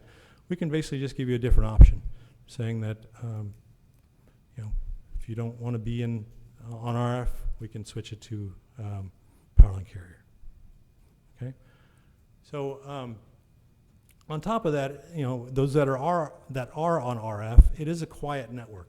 We're not simply chirping up information all the time. We call it a request and respond system. So the head-end softwares, typically the billing system or the customer information system, says I need a certain amount of data. So it'll send a request back through the network, through the router, out to the meters, and they will essentially respond with their data. So they're not just constantly sending information up. We basically ask for it and then respond. And that's typically set up to be done 4 to 6 times a day, depending on the utility's requirements. It can be more often, but in general, again, it's a quiet network. So I like to call it no unnecessary chatter, okay? I've got the specs. I've been in the utility metering business for 22 years, and I'm pretty convinced that you almost never will win a conversation discussing specs regarding this topic. Folks that don't want it just aren't going to want it. I've been wrong before, but giving you a different option does, I think, make Itron unique. Next topic was the hot socket conditions. So I wanted to talk a little bit about what we think hot sockets are, make sure we're all on the same page. The way I think of hot sockets, and we've been, again, Itron is really kind of the innovator in solid state metering and the differences between the mechanical meters and solid state, which, as it turns out, you guys have already been using our meters, so you would have experienced any kind of hot socket questions already if you were going to. But what we've done is hot sockets is typically a instance of loose connections or loose jaws in the wiring of a socket. Okay, so when you're plugging a meter in, the best way to avoid hot sockets is a well-trained installation contractor. So they can identify a lot of those conditions, whether they be from visual of the wiring in the socket, or looking at the base of the existing meter, which would show signs of heat. And some of those can be addressed directly at the install or through an electrical contractor that would be typically a sub to the installation contractor, because the socket in a lot of cases is the utilities, or excuse me, is the customer's property, right? Okay, so again, training is our first line of defense. However, we understand utilities, there have been some of our competitive suppliers have had issues with hot sockets. Us not so much, but we understand the utilities' concern. So we have put a temperature sensor in our open-way Riva electric meter that can alarm based on a high temperature to let you know that there is a condition of basically bad wiring. That heat is, again, it's coming from the socket, not from the meter. That's kind of been our experience. Identifying that through temperature is one way to do it. There was a question in there about auto disconnect. That's not something we've currently implemented. We think that that's smart to have intervention. I think you'll hear one of my suppliers later that talks about that features. When I get a temperature alarm, I can have the meter automatically open. We think it makes sense to have a utility person alerted of an alarm and let your well-trained utility personnel either do a remote disconnect to avoid the current flow, or do a site visit as necessary. However, if that is something that you wanted, we certainly have the capability of implementing it in our roadmap. The next topic was meter data security. And this one, I don't know about you, I didn't have any dinner yet, so this cake looks kind of good to me. It's a layered effect. That's the way we deal with security. There are a lot of different places in the network that we have security, and that includes certainly at the software end. We're keeping it in a following all the IT standards, not only of storing your data, but also transferring it back and forth from our servers to your applications here locally. Of course, you also want to have the network secure, so the infrastructure, even just for instance, this device in the field is highly secure as far as the data, but it also has a physical security. You can put a padlock through this hole right here to make sure nobody can get in tamper with it, okay? Of course, you also have security on the data itself. So what we're doing is we're not only encrypting it, but we're using a set of keys and certificates to make sure the data is not just open that anybody could hear it. Because when it's all said and done, it is the same data that you can see typically from looking at the meters on the side of the house. So you're not, the data doesn't carry information on the constituents. It's simply consumption data, what we're securing. And on top of that, the meter itself has password protection so that no one can tamper at the meter's locations. So again, multiple layers. Could have been chocolate cake, but the colors show up better in the layer cake. Meter accuracy is another one. So as I said, we have been your supplier here for nearly 10 years with the Centron as our product name. The Centron meter family has actually been in production for nearly 20 years. So we've got the longest tenure of solid state meters in the residential field. And the beauty of that is that we can, I think you're probably expecting this to be a 15 to 20 year life system.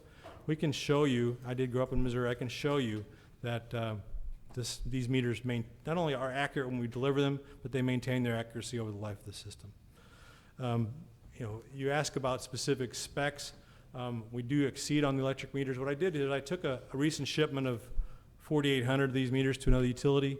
I just essentially took the test points, which we test meters at 30 amps, 3 amps, and at what they call 50% power factor. And I basically just did a high-low on those columns on all 4,800 meters. And so what we're seeing there is that not only are we better than the 0.2, we're actually on the full load, we're better than 0.5%, 0.05% accuracy. So very highly accurate meters. And again, keeping that accuracy over time. On the water meters, we also wanted to kind of address the question that was addressed there. The specification that, well, let's look at it this way. We chose to propose the meter supplier that that the city currently uses, which had been at the time of this bid last year was a company called Neptune Metering Technologies. So we proposed the meters that you guys were already using. As it turns out, those meters don't meet your accuracy spec on the 0.11 gallons per minute to 55 gallons per minute explicitly. And doing our research on that particular topic, only one meter vendor, one meter in the industry meets that. It happens to be the Census iPearl meter. So we didn't propose those. However, we have used, in fact, I'm doing a project in Minnesota right now where we're providing iPearl meters. So we are commercially able to buy and resell those on your behalf, but those typically will come at a premium. So you're, if that is important to the city, we can fulfill that, but as proposed, we don't meet that spec. Last couple slides here. I think I'm doing pretty good on time, but overall experience and qualifications. Basically, we have 1,400 utility customers using our managed services, so we are not new to the hosting business. We call managed services, we're taking care of the software for you, letting you operate it. We've got 227 million network reads that we bring in through those systems every day, and we're doing that for 242 utilities here in North America. So you would be in good company with Itron. And the final slide, as far as you ask about our experience with installation contractors. So as proposed in our best and final, we've been trying to work with a local contractor here, Mark I Electric. Our proposal was with Professional Meters Incorporated. So the pricing that you had to review is actually using their numbers. And their experience is they installed the water meters at the city of Chicago, so that's kind of Professional Meters' claim to fame, a big, multiple challenging issues in a city like Chicago to deal with water meters that are mostly inside. When you've got meters in pits, it's actually quite a bit easier to do meter exchanges than indoor meters. So if you have both, that contractor's very experienced in dealing with it. They also have a wide experience with a number of electric meter utilities. So although we still haven't quite got our pricing together with Mark I, we did want to try to find a local contractor that we could use, and we are open to that moving forward. Last slide is regarding price, and there's a lot of, I think this is probably a 4-hour discussion, not a 4-minute discussion, but the things that we changed in our best to final, we did reduce our electric metering price by about 3% to be even more aggressive for the city. And I think we've got a very cost-effective, minimal infrastructure, highly reliable, accurate meters at a very good cost with that disconnect switch built in, and easy for the city to maintain. So with that, I think I will open it up to questions. Thanks so much. Comments or questions from the council? Yes, Councilman. Are you, if I got this right, are you suggesting that there's an opt-out system here that you still maintain the flow of information with?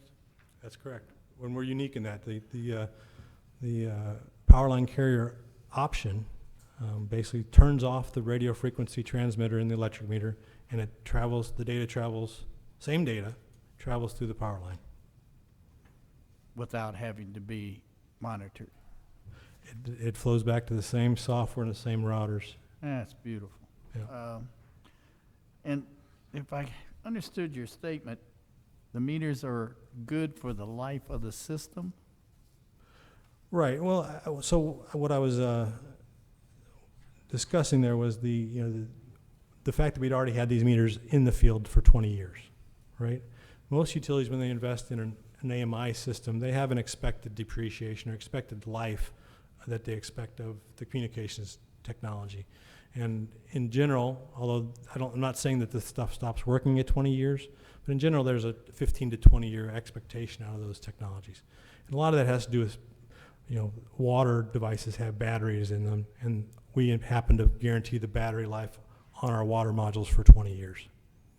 So that's kind of the threshold that most utilities expect out of these solutions.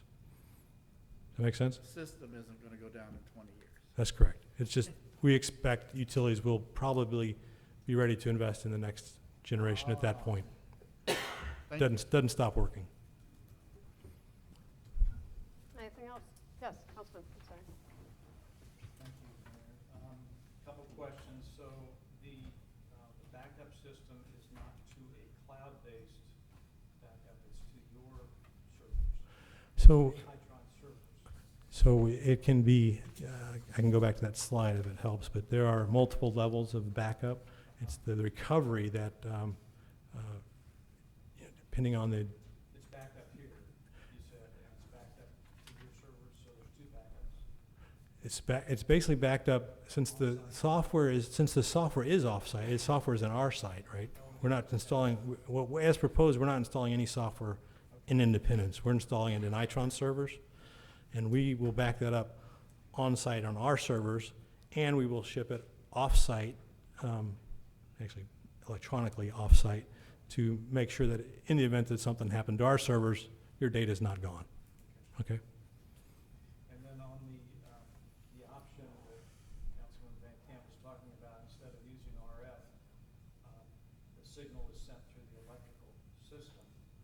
How does that interface with the routers?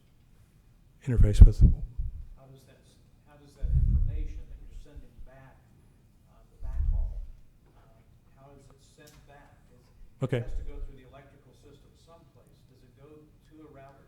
Does it go to the same router? It does. So what it's doing, and I probably go back to the diagram, we're typically needing at least one meter on a secondary of a transformer to continue to be RF. So that's the meter that gets the data back to the router via RF. A meter that's close by. That's correct. And do I was noticing on the routers, is there a way, or do they have a sensor so that we know if they were accessed? Absolutely. There is a door sensor.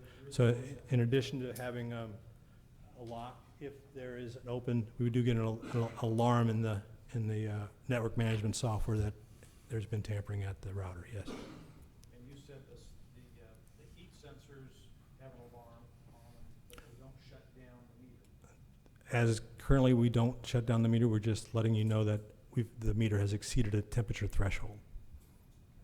But can that be changed? Is there software?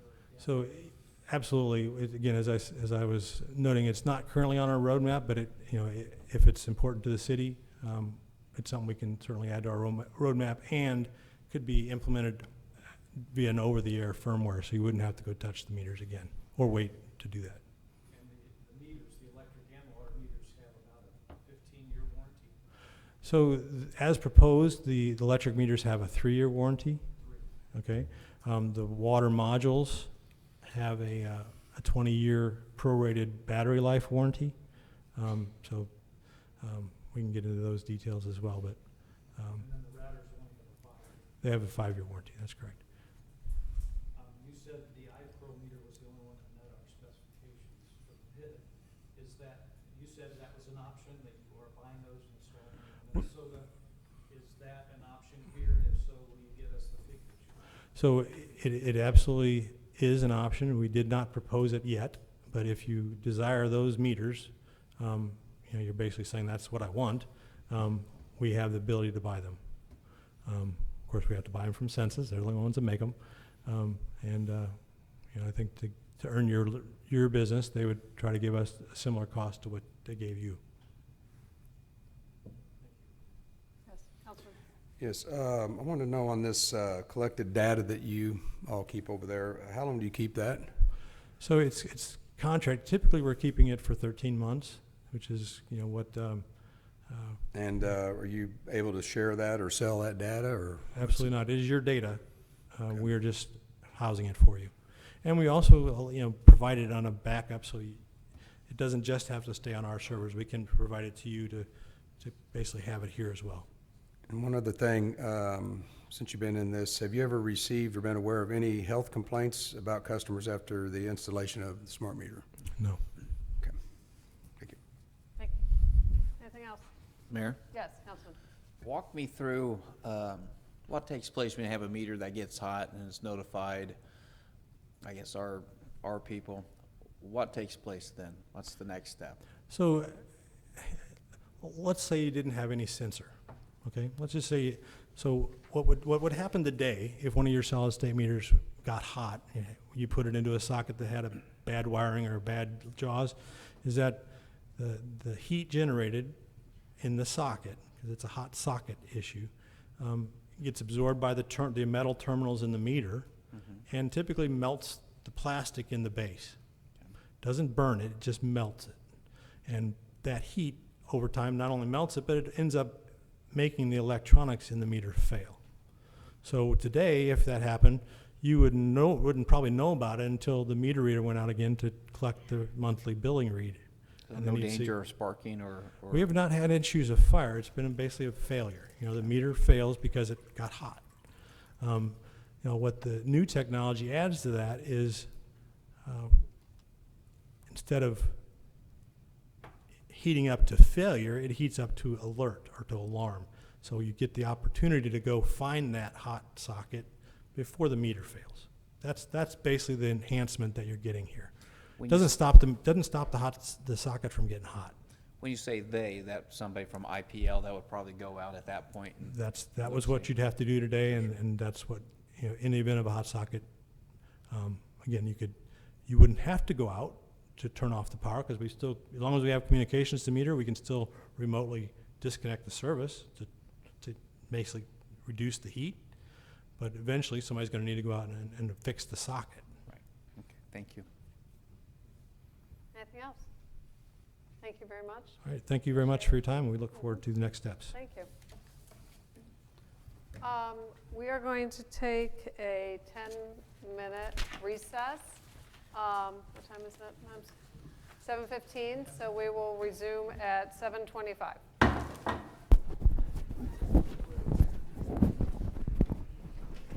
You get up, old man?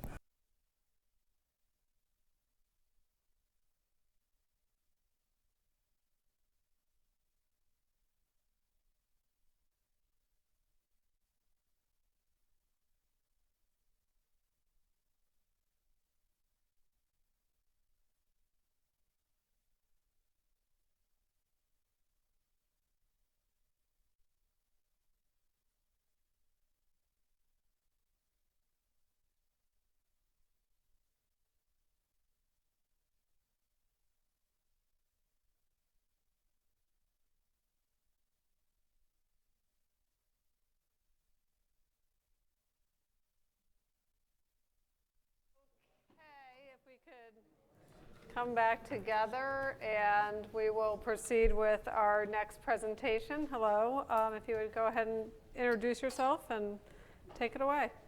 Thanks, Ms. Mayor. Hi, my name is Mike Caranfa with Honeywell, and if you don't mind, I'd like to briefly introduce my team that's Very here good, with me. thank you. Jim Schreiber. Where'd you guys all go? Jim Schreiber is our regional general manager for the area. Lynn Sands with Leidos is here as well. Drew Merkel is over here. He's our solution architect. He might help me later on with some technical questions, along with Chris Tipton, who's here, and he is the Leidos head solution architect. And then we also have Paul Grimes, who's the executive sponsor for the digital utility solutions for Leidos. And again, my name is Mike Caranfa. Pleased to be here. I know that we've got 30 minutes, 20 minutes for presentation, 10 for questions. I'll try and stick within that framework, maybe even a little bit early, and give you some extra time for questions. Thank you. I have been with Elster, now Honeywell, for almost 12 years, so I've been doing this for a long time. Prior to that, I was a U.S. Army Ranger and a U.S. Infantryman, retired in 2007. I'm going to make a few comments that might be relevant to you here in a little bit. And I've also served somewhat in your chair for the city of Plano, Texas, where I live. I'm a former chairman and commissioner for the city of Plano, managing the Community Relations Commission. So very familiar with the challenges that you folks go through every day and appreciate the time that you're spending with us. So jumping right in, I'm going to look up a lot, and I appreciate the patience with that because I want to make sure I stay synced with my notes to what you're seeing behind me. So we're going to follow along a scorecard, I think, that you folks had presented or provided to us, and we're going to try and match that up so it'll make it real easy for you to score us with gold stars all the way through. So first conversation is about the telecommunications system. RF mesh technology in general was part of the conversation as it compares to tower-based technologies. I want to say first, and this comes back to my military experience, the RF mesh, the way we use it and the way most of the vendors in the world today use it for AMI, that particular mesh technology was invented and developed and used by the U.S. military for many, many years.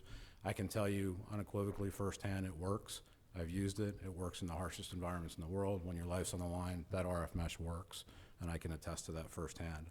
So all but one AMI vendor in the world uses RF mesh as their technology, so that should tell you a little something. So the next topic was the meter backhaul technology. This was a discussion around pole mount, or where we put our gatekeepers, our collectors, versus a tower mount technology. If you think through how those pieces of the equipment operate within this AMI network, you've got gatekeepers that, in our instance, very much look like a meter. So the folks that the IPL utility would have install and maintain those devices are the same folks that are out there today serving your metering community. So the people that put a meter in a socket, manage that meter, are the same people, same level of technicians, same level of skill set, same level of safety equipment, same level of training, minus a little bit of extra for the gatekeeper itself, to go out and install that device at 6 to 10 feet and throughout your existing equipment that you already own and operate every day. Inversely, looking at a tower, you're talking about having the skill set to go up and put a cellular antenna up on a giant tower. I mean, that's effectively what you're doing. So if you guys are already in the cellular business, not this council, but the Independence Power and Light Utility is already managing cellular-based communications, you probably have the resources, the manpower, the skill set, the training, the safety equipment necessary to manage and install that type of equipment. If you're not already in the cellular industry, if you're not already doing that day-to-day, that's an entire new skill set you're going to have to go develop, manage, monitor, maintain over a long period of time. Inversely, the folks that you have today on the ground, putting meters in the ground, are the same ones that can install, manage, maintain the gatekeepers for our AMI system from Honeywell and Leidos. The other piece of that is when you start looking at what's managed, when I talk about the meter technician that's doing your meter management today, managing that gatekeeper installation on the ground, there's another component of that that you have to deal with, and it's firmware and software. Those are communication components that manage the device itself. Honeywell and Leidos manage that part of it remotely. So the folks that are out on the ground, you don't need a bucket truck, you need a step stool, ladder, depending on how high you want to put it up on a pole or a device. And those folks that manage the meters are just managing that meter component of it today. We will continue to manage from a distance remotely the firmware, the software, making sure that communication stays up and operational. So the next topic was managed service, discussions around managed services. So IPL's experts in delivering reliable energy, clean, safe drinking water. We, on the other hand, are experts at IT, infrastructure technology management.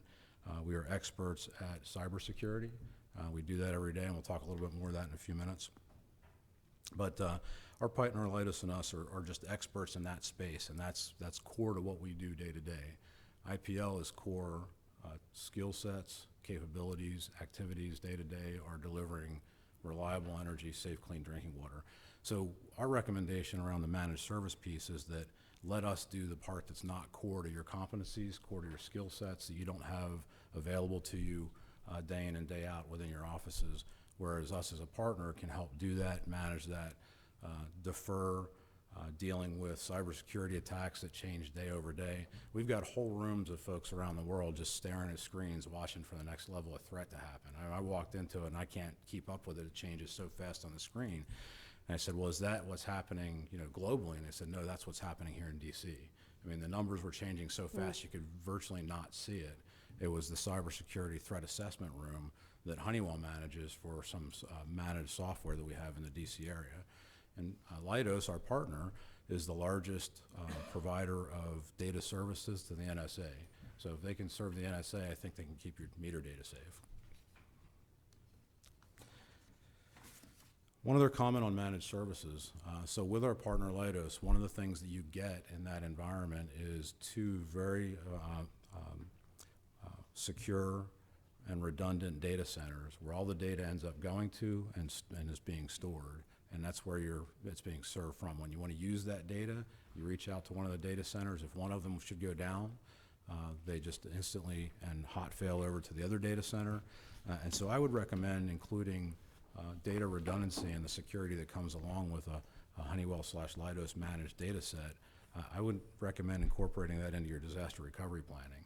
So as the city and the utility in particular steps back and looks at, well, what do we do if we have a natural disaster? What if we have tornadoes or storms come through? How do we deal with that? How do we manage the data if a building gets flooded or, God forbid, a fire of some sort happens and burns the place where that data is being stored?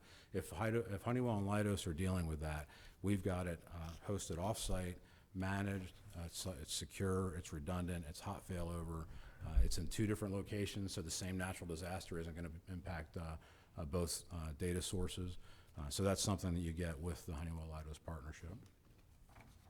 Moving on to RF exposure. This is always a hot topic in any community that we go into and talk about AMI, because no matter what you do with AMI, you are going to automate the operations, and that automation comes with new RF technology that's going to be implemented throughout the community in one flavor or another. One of the things I do want to say is that with the RF mesh that we're using with our technology, it is the quietest of all the RF mesh technologies, meaning that it's not chatty, there's not a lot of data going out over the air, it's not a continuous burst of energy from these meters. And in fact, if you look at the bottom of the screen, and there's a handout that we'll provide you that has more detail around this, you'll see a relative comparison of what our RF meter broadcasts next to the next step up as a baby monitor. And then a Wii remote controller, which if you have kids, I'm sure you have one of those in your house. Nintendo DS, Wi-Fi access point. If you have Wi-Fi in your house and it's wireless, you have one of those.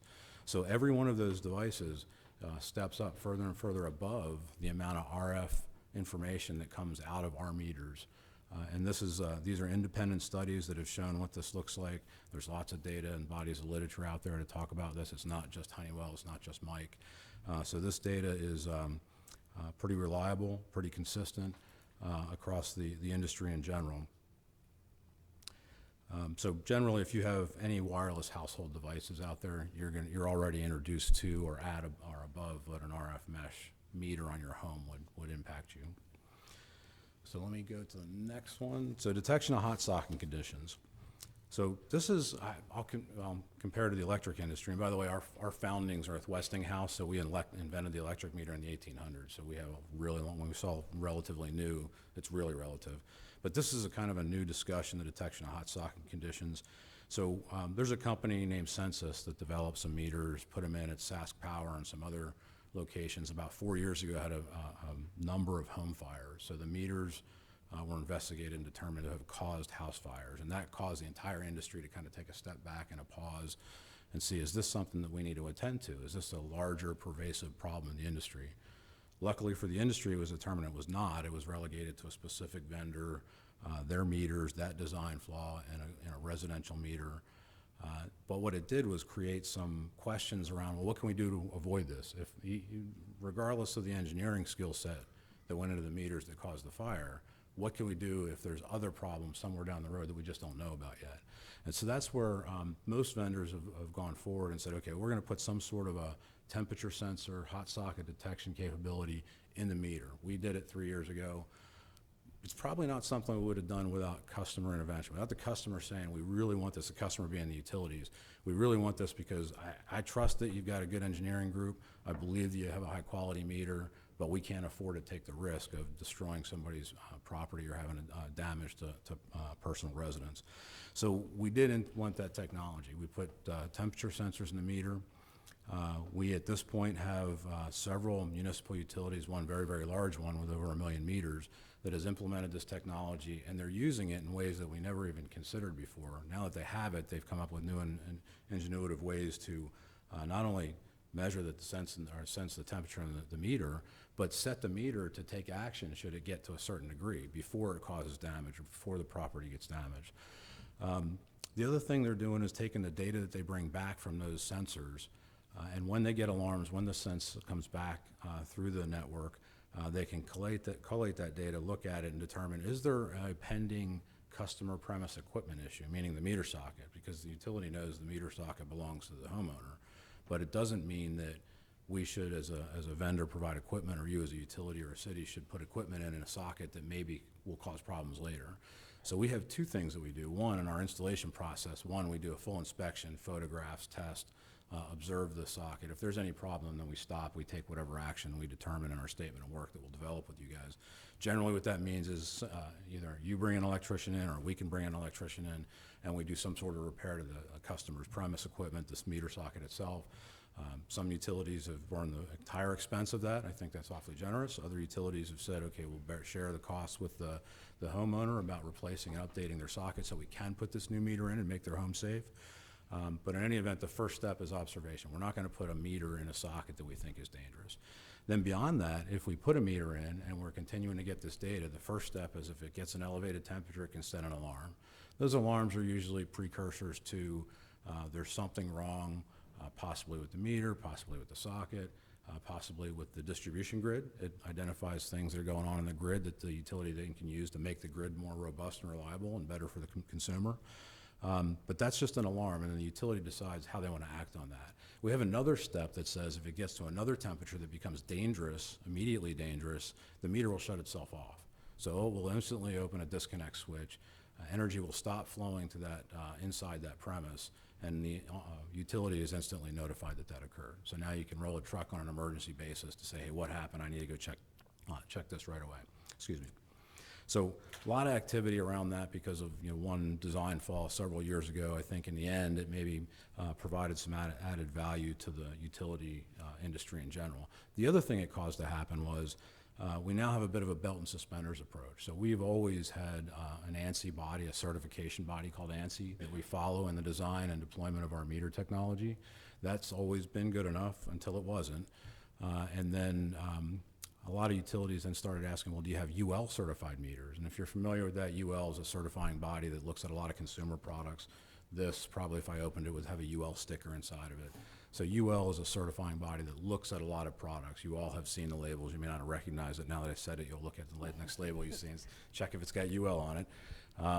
But we often will certify our meters for UL based on the utility's desires, and now most of our newest meters coming out are all going to be UL certified because of that. It becomes a bit of a belt and suspenders approach. We have ANSI and we have UL. They both do a similar thing, but if we're doing double checks, that's good in a safety environment. Meter data security strategy is the next topic. So I mentioned up front, experts in cybersecurity and IT infrastructure. You can't get there without having security as a cornerstone of what you do day to day. Honeywell chaired the Smart Grid Task Force on Cybersecurity in Washington, D.C. Leidos is the largest provider, as I mentioned, of the NSA data security services. And the other thing about our system in general, the AMI network and the system as it was designed, it was built from the beginning with security in mind. So we didn't bolt on security after we realized, hey, we need to attend to cybersecurity as we're developing our system over the years. Our system from the very beginning was designed with security built in, so that security layers, as we manage and monitor those, don't slow down the data around what everything else that's going on. It's something that was designed intentionally from the beginning, from the ground up. And that's not the case in most of our competitors' environments. So the next topic was meter accuracy, just double checking. So we have a couple of different types of meters. One is our A3 commercial industrial meter. It's the premier commercial industrial meter in the industry, and you can look at that because most of our competitors also sell it as part of their solutions, which I think is a nice nod to our engineering capabilities and technologies. But that C&I meter is accurate to 0.02%. And why is that important? Well, the C&I meter is probably 80% of the revenue that comes in from electricity from Independence Power and Light. So most of the revenue that you're being measured is in the highest accuracy meters. That's where we put our effort, that's where we put our focus. That CNI meter measures 80% or more probably of the electricity that's used in Independence Power and Light. From a residential perspective, the consumers are interested in making sure their measurement's accurate as well. They don't generate as much revenue or certainly use as much electricity as the commercial and industrial environment. But the CNI, or the residential meter that we're providing here in this case, is 300% more accurate than your electromechanical meters that you had in the field today. So those ones with the spinning disc on the side of your house, I think you guys are already aware of it. I know the utility is, because they've mentioned it in the past at some of the conversations we've had with them. They know that when they put those residential meters and those commercial meters in there could be a slight change in the bill. And it most likely is going to come from the fact that now we're more accurately measuring the consumption of that energy, and people are going to have to pay for what they consume. So we've got to be prepared for that. We see it everywhere we go. We can help with the communication around that. Certainly we have that capability. Honeywell does a lot of that consumer communication. We can either share information with you and the utility about that, or we can actually take that on as part of the program if you want further on down the road. And then we also talk about water meters. We have a series of water meters that I'll mention here at the end. Our water meters are accurate, being at or exceeding AWWA standards, which is the governing body for accuracy around water meters. So overall experience and qualification. So we have a lot of experience in this space. I mentioned already that we invented the electric meter in the late 1800s. We were Westinghouse, and then we were ABB, and then Elster. Today we're Honeywell, but the foundings, the trappings of that design of the original electric meter is from Westinghouse, which is our pedigree, our history. So Honeywell today is a $40 billion Fortune 100 company. We have 40,000 engineers around the world. And that's not as impressive as the fact that 50% of that $40 billion portfolio is focused on energy. It's focused on the energy industry, whether it's specific to oil and gas or energy distribution or generation or transmission. This is the segment, this is the sector of business that we are in. We have a lot of hosted technologies across the energy sector. Some of those come in the way of SCADA systems that are hosted. We have augmented reality systems, which is very cool. If you ever get a chance to come to Washington, D.C., I'd love to take you through that tour.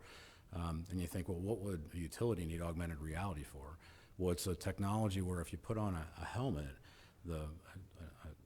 an experienced technician in a room somewhere that could be anywhere in the world is watching what that trainee is doing and what he's touching and the buttons that he's seeing.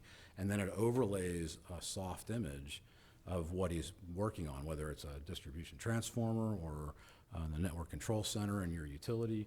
And so it's very cool technology. But that server for those augmented reality technologies that help train younger generations of utility employees coming up through the ranks are hosted. They're off-site.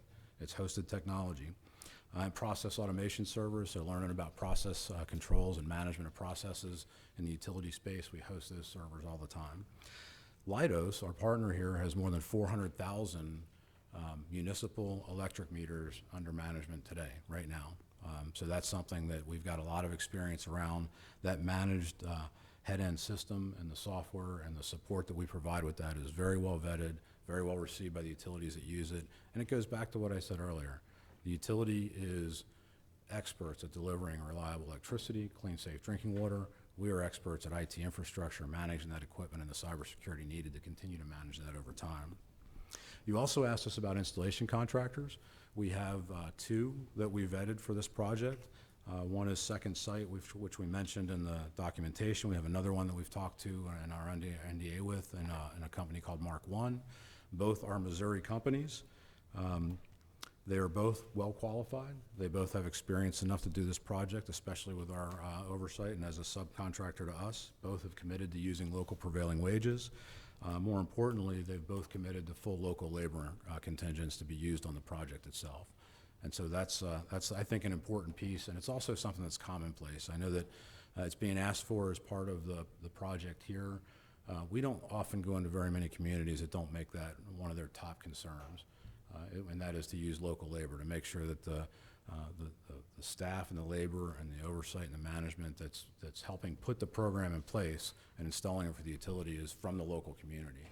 And frankly, from an installation contractor perspective, it's better if we hire local people because they know what route to take to get to their next starting point for installation. I have no idea what your traffic patterns look like. You put me out in the morning and I'm still gonna be on the road an hour and a half later. The guy that's local, he's gonna be on site installing meters in 20 minutes, so big difference. I talk about price for a second. I know everybody's important, everybody thinks price is important for some reason. So one thing I want to highlight here, we do have in this document just our 3-year price reflected. I know there was an ask for 10-year. The utility has everything from 1 year up to 10 years, so the data's all there. But I don't want to confuse anybody with these numbers that are on the screen in front of you. That is the 3-year number. The utility has the 10-year number. The bottom line up front on pricing is that, you know, from the time that we put our original price offering together, it's probably 20 months now. I mean, it's been that long ago that we looked at it, put the numbers on paper and brought it in and submitted and, you know, went through some shortlist meetings. So in that 20 months, we've been able to have several meetings with the utility and other folks in the community. We better understand the environment. We know in more detail what the utility is looking for at this point. That's not always a benefit that we get to have, you know, early on in early days of a pricing structure, a pricing exercise that we go through for something this large. When that process, we've been able to actually bring our price down almost $5 million. So it's a lot of detail. You know, when a company like ours doesn't know, we have to go with the most conservative approach. And now that we've been able to have some questions answered, dig into the details, understand the nuances, we can much more defined and in a clear fashion share with you what the price should be. And so that's going to be about $5 million from what we originally submitted. One comment on price as well. We have 2 prices submitted. One includes our water meter technology. Honeywell also makes water meters. We make gas meters too, by the way, if you ever get into that business. We make water meters, would love to use them. High quality water meter, single supplier is always good.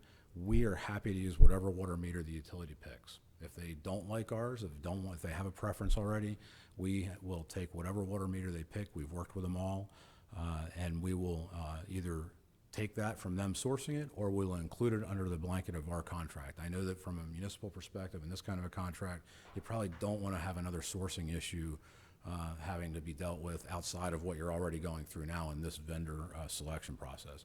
So we're happy if you have a pre-negotiated water meter that you'd like to use, even if some other vendor brought it to you and you said, hey, I really like that technology on water meter, I'll take that and plug it into my contract as part of the program. And we do that all the time, by the way, because while we make water meters, what we find is that in the water industry, I'm sure there's utility guys in here, you'll probably see them shaking their head in a second. The water meter guys usually are very monogamous to their water meter. They like what they like, they've vetted it, they think it works great, they think it's the best on the market. In most cases, it probably is for their environment because it changes. And we don't want to tell them they have to change if they don't want to. We want to work with them. We want to work with the utility across the board to let them keep the pieces of those technologies that fit in with our overall system and management of that very effectively. So we don't have any issue either providing ours or using one that the utility selected independent of us, and then using that in as part of our project.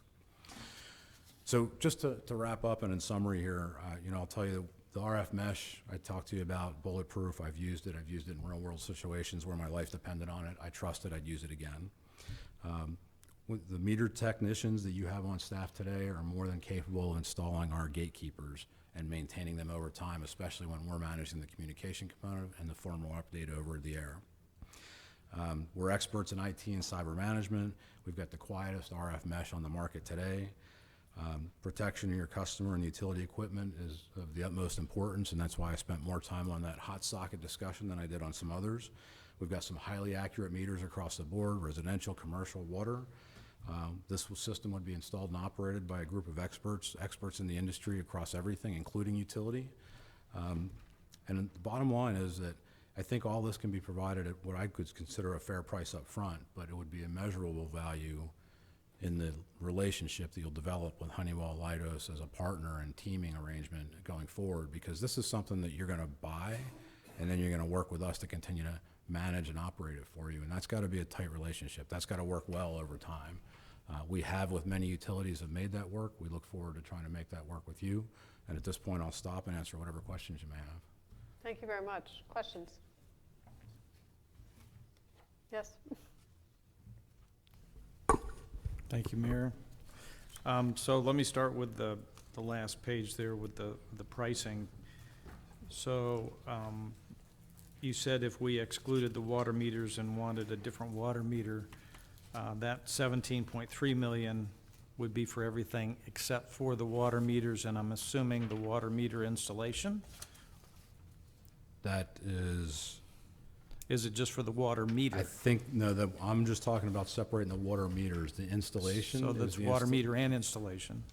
Yes. Yeah, So we would offer our water meter with installation or somebody else's water meter with installation. but it would interface with your software Absolutely. and, Yeah.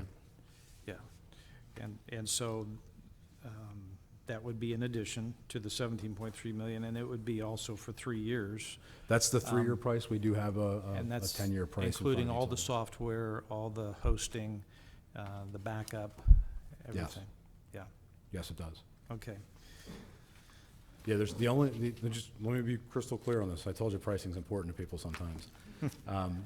The only exchange in the second bid that's lower is that we will not provide our water meter, and you would tell us what water meter you want to either provide to us or have us source under our contract. And we would either go to, let me be clear. I know that there's a preference for iPearl Census iPearl meters here. I'm fine with that. We've installed that in a number of utilities. Our system's completely interoperable, works just fine with that meter. If you want to negotiate a price with Census and then have them give that price to us, we will figure out how to include that into our contract, so you have one contract you're signing. You're not signing them. We would source that meter for you. You can also buy that meter yourself and just have it sit in a box here, and we go to do our installation process, and we'd work that out as how that would look, but it would be completely up to the utility. I know it would be easier for you guys to have a single throat to choke, one contract. Sorry for that anachronism, but it works, right? Everybody understands exactly what I meant. Yeah, so you don't want to have finger pointing. If I buy it because you said, here, I want you to buy this one, and I agree to it, that means I take the liability for that. Okay. So value add there. So my second question has to do with the mesh system. And I was looking at your first page. It says 94 base station collectors. And I assume the base station collector is like a router, basically a router. Yeah, that's a good analogy, actually. Okay, so that's a lot. That's a lot of routers. So those go on phone poles, those go on lights? Is that where they go? Yeah, so the competition has gotten to you when you said it's a lot, the way you said it, because it's not a lot. And in fact, when you think about the difference between, if you had to put up 30 cell towers or 94 meters, which way would you go? Will it interface with our fiber network that we have in Independence? Absolutely it will. In fact, that's one of the most common ways that we're doing it today, Okay. because most municipals are deploying some level of fiber, if not just to their substations and lift stations for water. Some of the utilities that we're working with are really prolific in fiber. We've got one utility in Arkansas that's doing 100% fiber deployment. We're doing 100% fiber connectivity to the base stations and some of the meters. So very much leveraging the municipal-owned fiber. Yeah, we own the fiber that goes to all the base station, or the substations, all the city buildings, and all the schools. Well, sign the contract and go to the base stations too. I mean, we're ready. Yeah. Yeah. Okay, that's all I had. Anything else? No? Okay, thanks so much. We appreciate it. Thank you. I Yeah. appreciate your time. Thank you.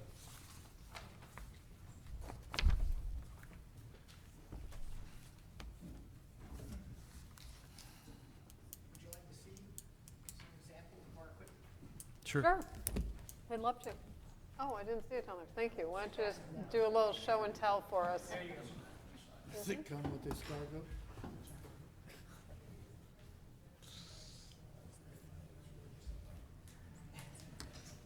You seen one, you seen them all, right? Right, Mike?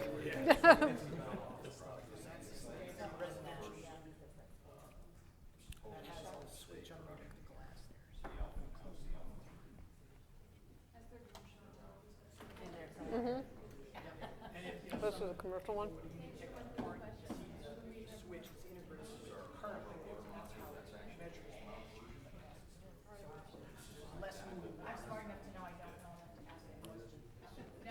Mike? This is the commercial one. This is the first solid state. So that's a water meter? That is a wall mount module where it's storing water, so for your 9 meters of water, typically goes in the wall or pipe, you've got a basement installation, you go there, you've got air mount, fits up under the lid, so it holds it up so it's not intrusive, and blends right into your unit. Right. Oh, thanks, yeah, thank you. Uh-huh. This is one you run over with the lawnmower? Right.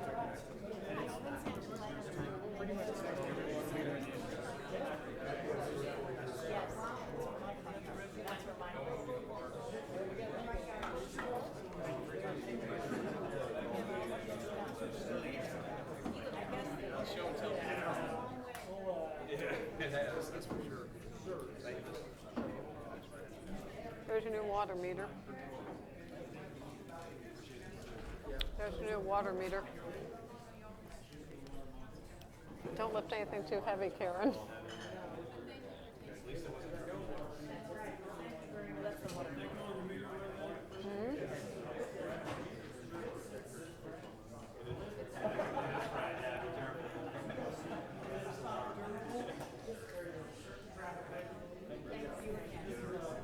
Thank you. I think so.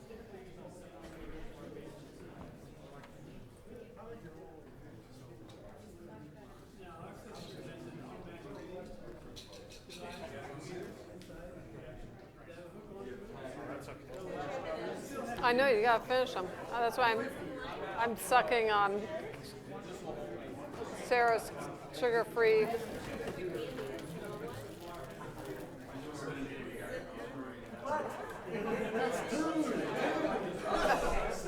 Thank you.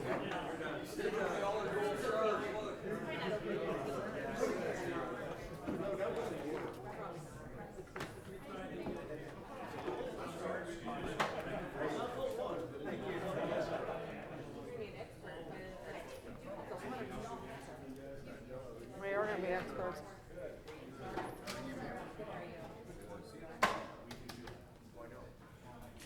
Hi.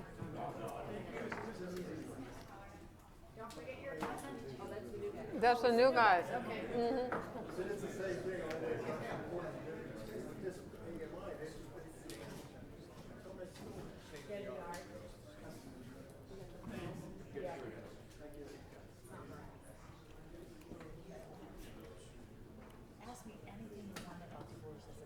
Yeah, no kidding. Ask me anything you want about the Kansas City Chiefs, and I'll tell you. No, our defense is bad. We'll score a lot of points, though. Mm-hmm.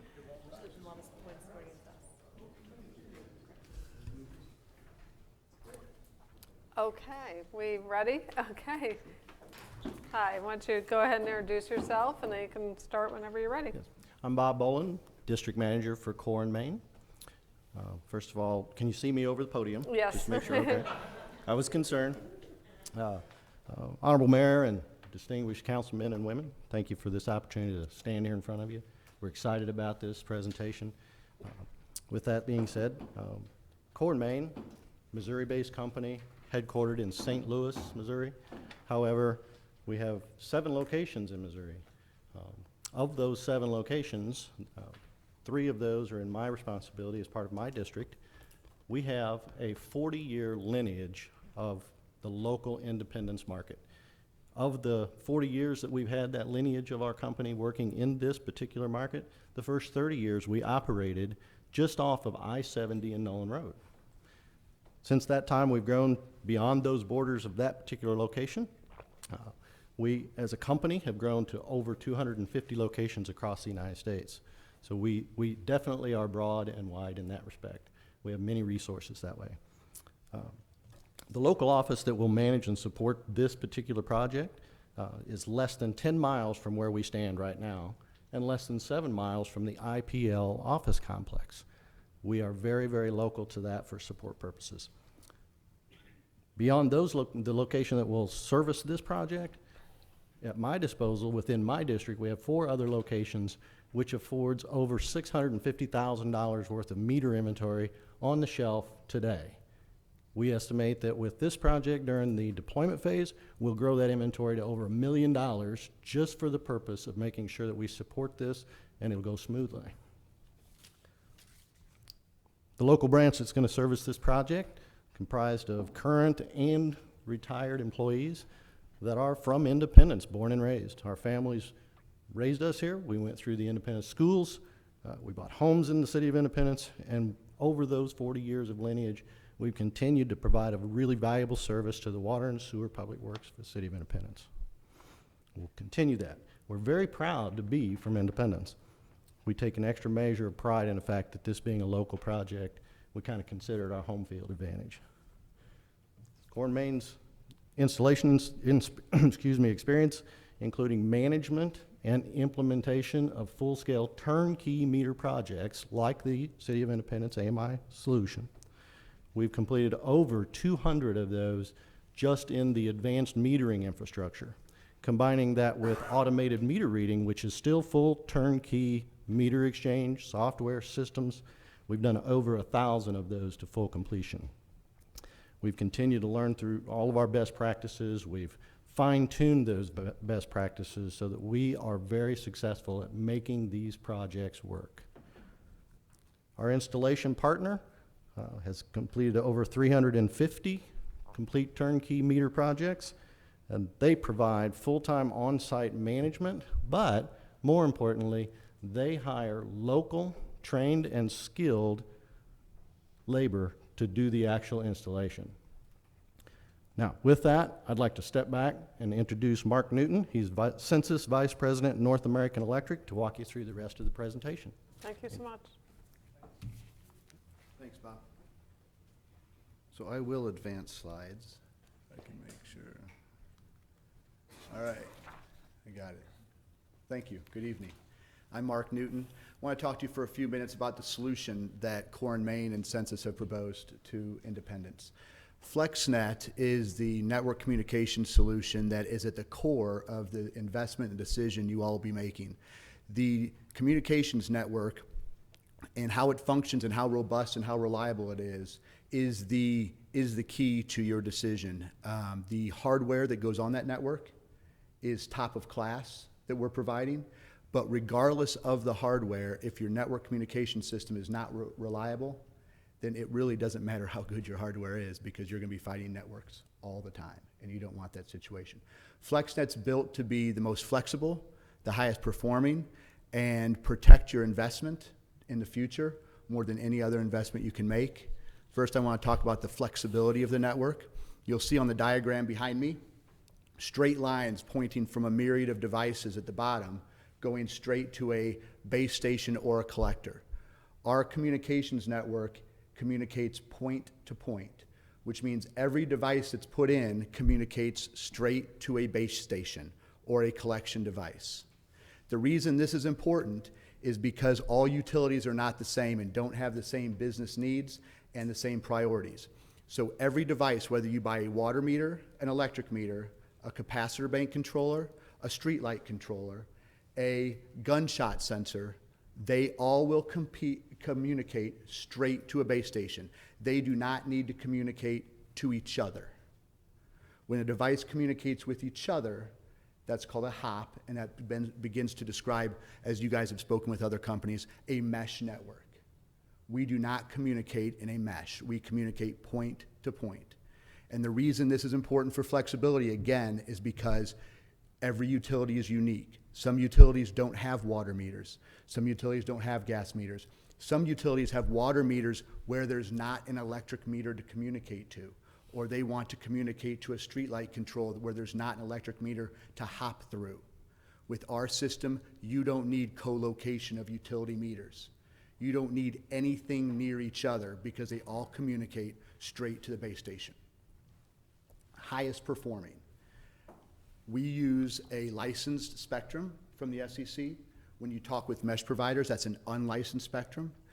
Because we use licensed spectrum, Independence will be the sole and exclusive user of that spectrum in your service territory, which means you have the recourse of the FCC that nobody else can use or interfere with your communications network and the bandwidth and the spectrum that you are using. Now, will it happen? It can happen, and people do interfere, but you again have the recourse of the FCC, and the FCC is a nice group to have behind you because they will warn you, they will fine you, and you quickly come to resolution. We have worked with utility customers that have had interference, and it doesn't usually come down to a fine with the FCC. The utility typically knows, we're able to identify where the interference comes from. The utility usually knows what company or individual that is causing that interference, and it's handled very smoothly. However, if it's not, you do have the recourse of the FCC behind you. You are the only user of the spectrum that's going to be provided. So what does that also mean? That also means you can do whatever you want over that frequency. You don't have to fight millions or tens of millions of devices using the same public bandwidth. You have a frequency dedicated solely for independents within your service territory. Also under the high performing is outage and restoral management. You all are in a part of the country where there's tornadoes, there's summer storms, there's winter storms. You get, I would say, the best or worst of both worlds where you are. When your customers lose power, one of the most important things to them is how long does it take to get the power back on. And because we communicate point to point and not with each other, and we don't have to rebuild mesh routes, we outperform the mesh systems time and time again, and we have many customers who will say before our network was deployed, it may have taken them 6 days to have a power back on in an event. And with ours, it only took them 3, because they're able to send their technicians and their service workers to the proper places where the power is out, because everything is communicating point to point. So when the power goes out, our devices communicate point to point with a supercapacitor when there's no power and says, my power's out, my power's out. When it comes back on, we communicate direct and say the power's back on, the power's back on, so that you can operate your system most efficiently and most effectively. It's a huge consumer benefit for your constituents, because they just want to be able to open the refrigerator and not have all the cold air come out and lose all their groceries. They just want to flip the switch and have the power come back on. In the area of protection of investment and future proofing, that's a really big deal, because you guys are about to spend a lot of money. And it's important that as you look at the future and you look at what else you might be able to do with this network, that you can add devices. And as you see on the picture behind you, again, you see different types of devices communicating direct. You can add devices, you can do different applications that you're not even thinking about today on the same network. You don't have to worry about the ability of things talking to each other, and can that meter hand additional communication devices meshing or hopping through it. At the end of this presentation, I have a list of customers that bought our system at some point for just metering, and they have been able to add applications without having to go back to their ratepayers, which is a big deal, and ask for more money to do something different. Mesh companies will have to go back because they need to build out more infrastructure to do other applications besides metering. Flip. So in addition to protecting your frequency and the use of your frequency, we also, within what you're already protected in, are able to channelize by application. And why is that important? It's because when you have alarms, you don't want those alarms going through and having to deal with any noise whatsoever from any metering information. Alarms are critical. You want to know that information right away, and we are able to parse that out. You are able to parse that out within the frequency that you're allocated that nobody else can use. You're able to take your applications and divide up the channels by application. We work on full duplex, and what that means is our devices can talk and hear at the same time. You can see on the other side of the chart, when you have a mesh system, it's a half duplex, so you have to put things in order. You prioritize them. You decide what's what priority, but things go sequentially. We run in parallel so that you can operate an efficient system and have dedicated bandwidth to what you're doing. This is a quick look at the propagation design that we put together for independence. This probably looks familiar to you if you've reviewed that. Just wanted to remind you where those locations are. You can see there's not many locations to be able to handle the communication because again, we operate on FCC licensed spectrum, so we're able to operate at a power level because you're the only user, if that makes sense. So if you don't have to worry about interfering with anybody else, the FCC allows you to operate at higher power. The reason the mesh folks have to operate at lower power is because it's public and everybody has to, we'll call it, play fair. They have to be allowed to have everything interfere with them, and they can interfere with everything else because it's all on the same band. And these locations are very important because you are maintaining them over the life. And so the less of these that there are less O&M for you guys and less money spent on it as an expense on an annual basis. Flexibility of backhaul, you'll see here. There's areas where you may not have cellular coverage, you may not have Ethernet, you may not have fiber. We're very flexible. We also have people that use multiple backhauls, one for primary and one for secondary in case there's a failure of one backhaul. You can then communicate. Like, for example, say you have a fiber system run to a substation. We can communicate over that as primary because fiber is a very reliable backhaul source. And then we can have cellular in case something were to fail on the fiber to where it fails over to another way of communicating. I want to take a minute to talk about RF exposure. Every AMI system company that you've had in here complies with the FCC. So let me just be real straight about that. We communicate a lot less because of our point-to-point communication than a mesh system does. You can't read probably the words under there, but under duration, at the bottom where it says Stratus meter from Census, it says 12 transmissions. Because we don't have to build a mesh and manage that network, we just communicate the data that you want 12 times a day. That's all we have to do. We communicate straight. Under the mesh type of network right above that, you'll see a number that's a little bit staggering, and it's important that you know that this isn't a Census made-up number. This doesn't come from Census. This comes from users of mesh systems. Their devices communicate anywhere from that 9,981 times to 190,000 times in one day in order to keep their network managed and communicating with each other, in order to keep the mesh built.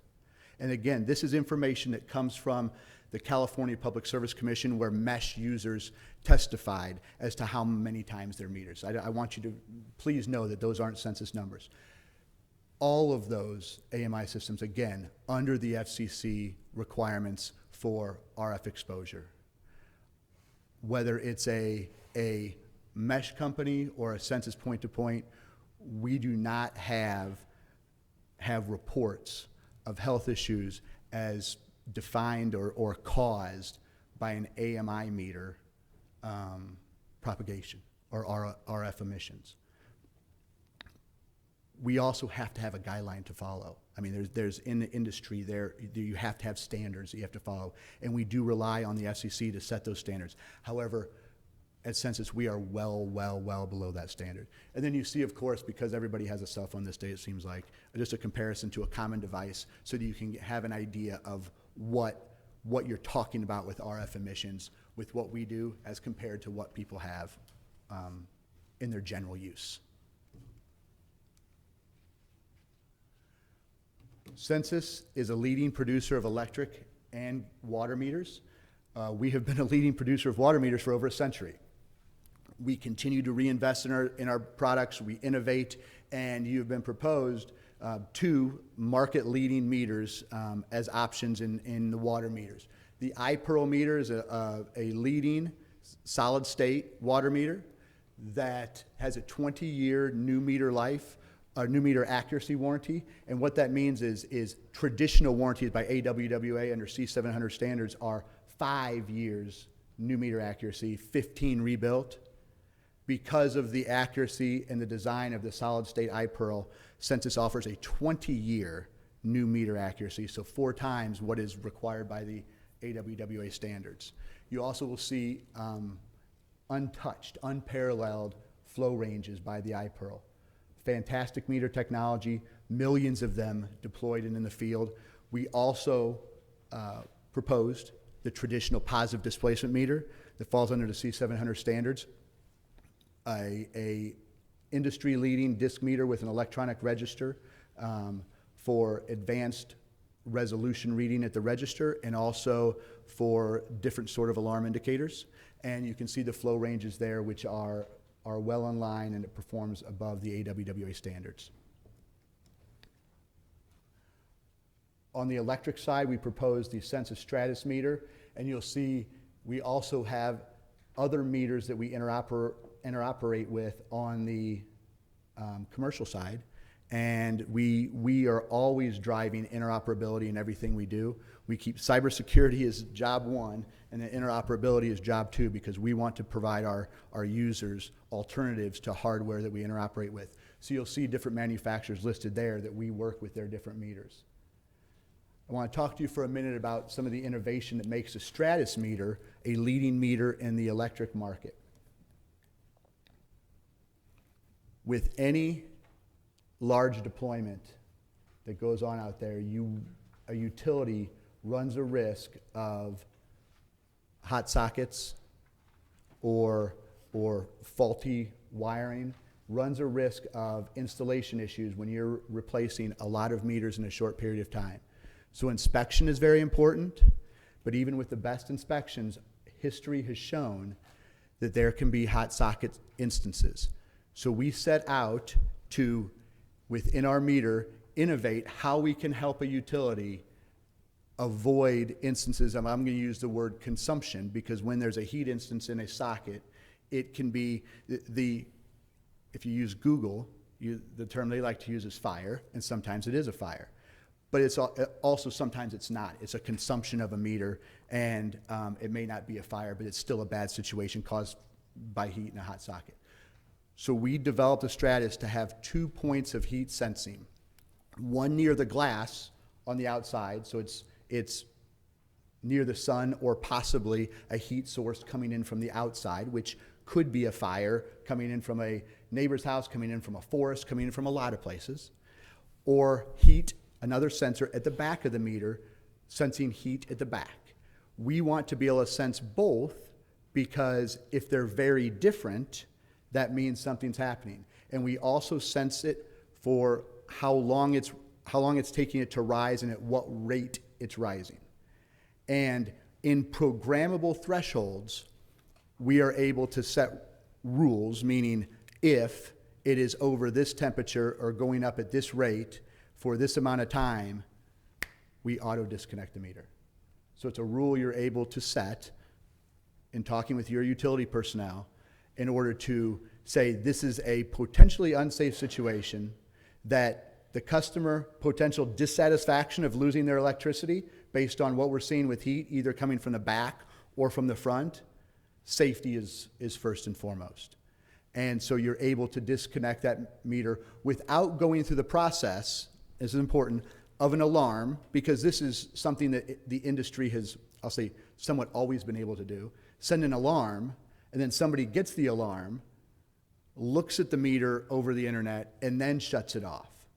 Well, if you have heat coming in from the outside, let's say, from a forest fire, or you have heat coming from the inside on a arcing from a bad socket, you might not have time for that alarm if you want to do what is the best decision. So we can auto disconnect. We also are able to auto reconnect, or we're also able to set the meters, if you choose not to use that function, to not auto disconnect. But what we find is most people have 2 thresholds. They have one threshold that's at an alarm, which is usually a slower moving but starts to hit a higher peak temperature. But if the temperature is moving fast, they just auto disconnect.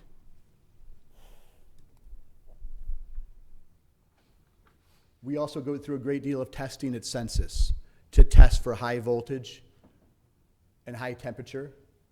We have these testing facilities. We do a lot more testing than this, but because I was talking about the heat sensing, I wanted to talk a little bit about this. We do a lot of this test. We do this testing in Raleigh, North Carolina, at our headquarters, and it's very important that we take the UL 2735 standard and we test well beyond that, because at the end of the day, we want to be the best partner possible for our utilities, and that we know the utilities are looking after the best interests of their customers, and they want to put in the best solution for their customers possible.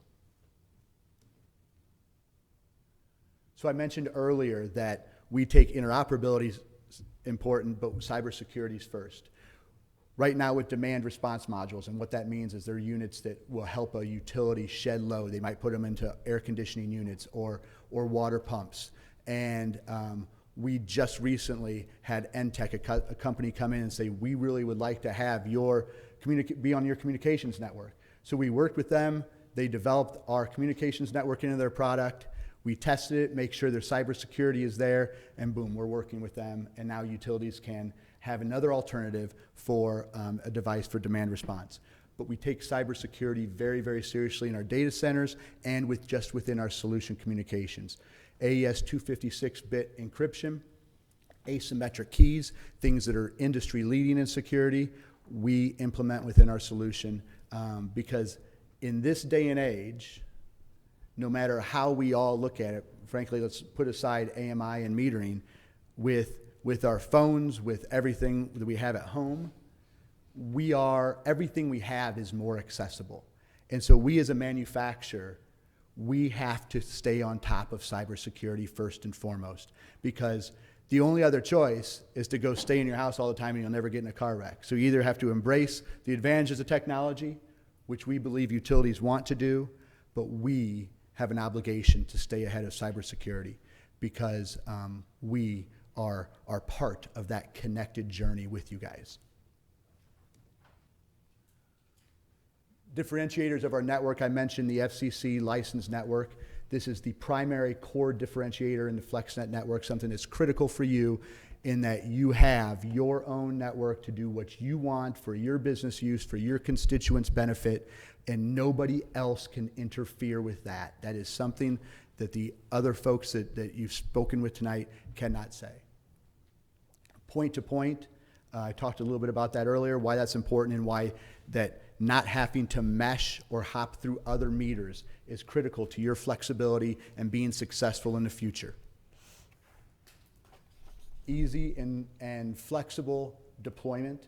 Once you put up our infrastructure, you can deploy how you see fit because we don't mesh and you don't have to communicate with each other. You can replace failing meters as they go. It doesn't matter where in their service territory they are. They can communicate point to point. You can replace certain types of meters as you choose. It's up to you. We're flexible in how you can deploy.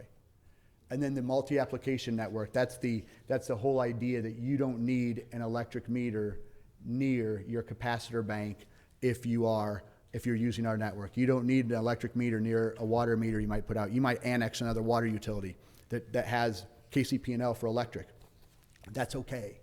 They communicate direct to your base stations. They don't need to mess around with KCP&L's network.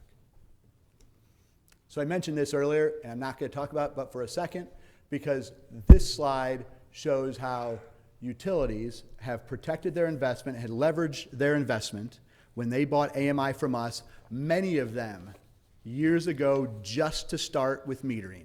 That was their design. They didn't know that in 4 years they were going to want to start doing capacitor bank communication or recloser communication or gas meter communication. They didn't know that. But they were able to use the same infrastructure, not go back to their ratepayers and ask for more money. They were able to use their same infrastructure to expand their network and get more value out of it and leverage that network. And that, at the end of the day, is really important to us because you're the most important people to us. Without you, we don't go to work, and we want you to get the most out of your investment. Thank you. Thank you very much. Comments or questions? Yes, Councilman.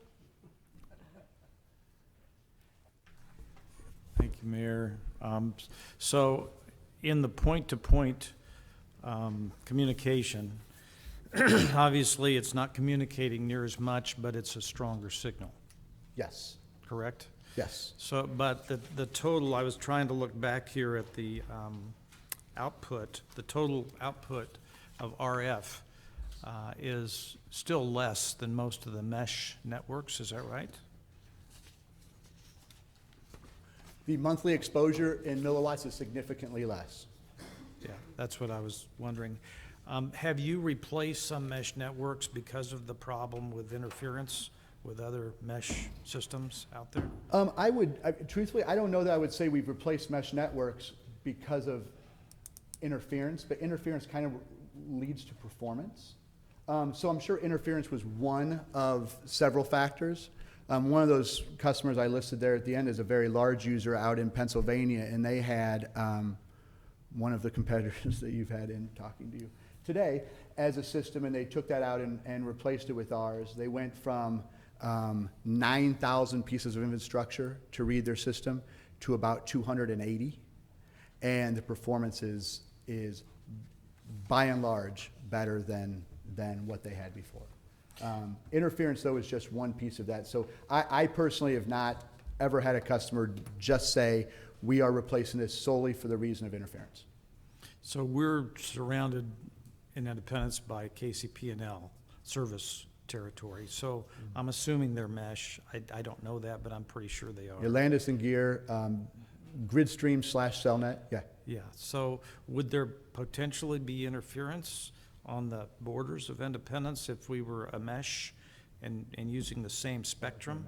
That's what I'm asking.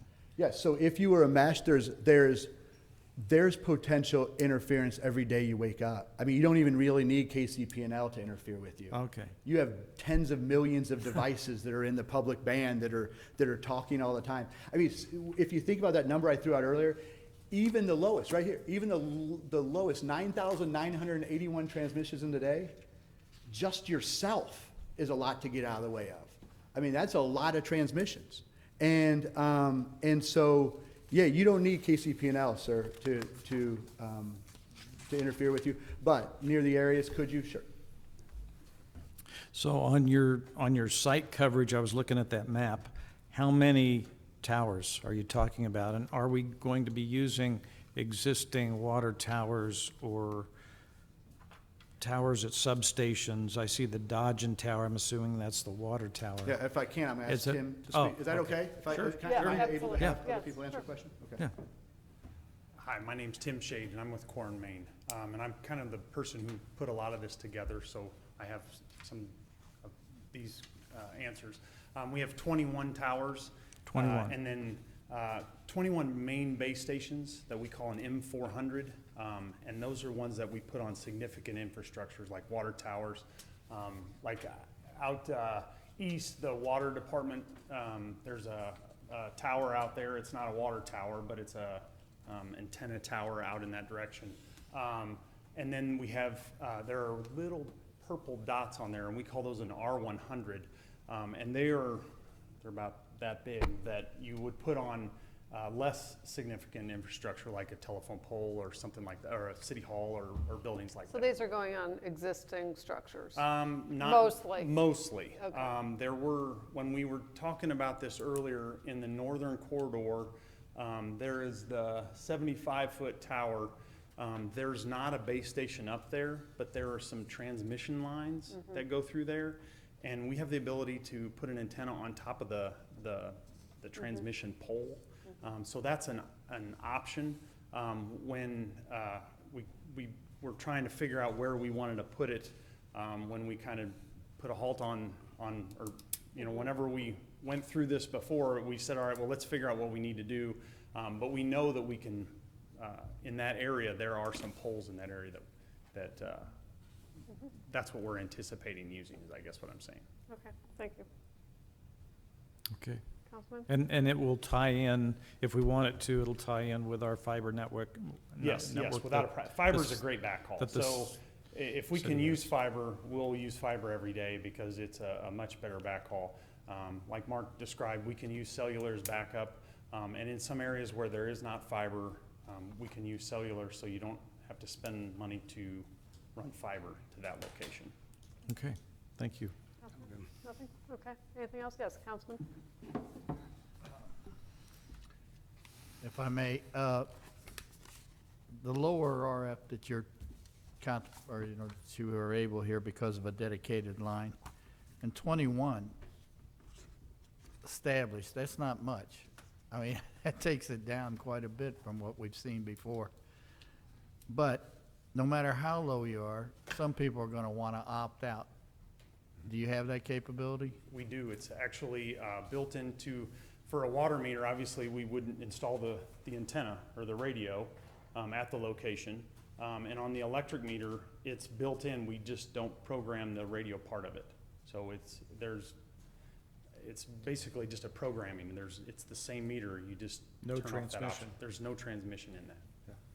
And then in that instance, so if that person would move out and they sell their house, so for the utility, normally you would have to go out and take a new meter out and put in a radio transmitter for the next homeowner if they are okay with opting back in. And in our instance, we just have to go out and reprogram it. You don't have to replace the meter. So there's some cost savings there. This dedicated line is really fascinating. The advantages seem open-ended. I mean, what the future brings, you're gonna have, I mean, something to work with here. It really is, I call it the game changer, just from the standpoint of, I would say if, compared to everyone else, they have one piece of pipe that every communication goes through, one little line, where we have a number of different channels that we can travel, receiving, sending. They're not fighting each other, they're not running into each other throughout the whole process. We have open channels, and like Mark said, we can add things later on as needed. We can, different parts of of your utility system that you hadn't really thought about connecting to the network, lift stations, like Mark said, gunshot sensors, things like that that are important to a utility. We can add that because the network can handle it. But it'd be our line. It's your line. It's Right. yeah, absolutely. That's what it's I'm saying. You're applying a system over which would be something that we could expand any way we wanted. Absolutely. It is your with system. your, you know. It is your system, so it's your frequency to use how you see And the fit. FC, they're giving us, because of the lower, it just works out. Right. Thank you. Okay. Thanks. Thanks. Anything else?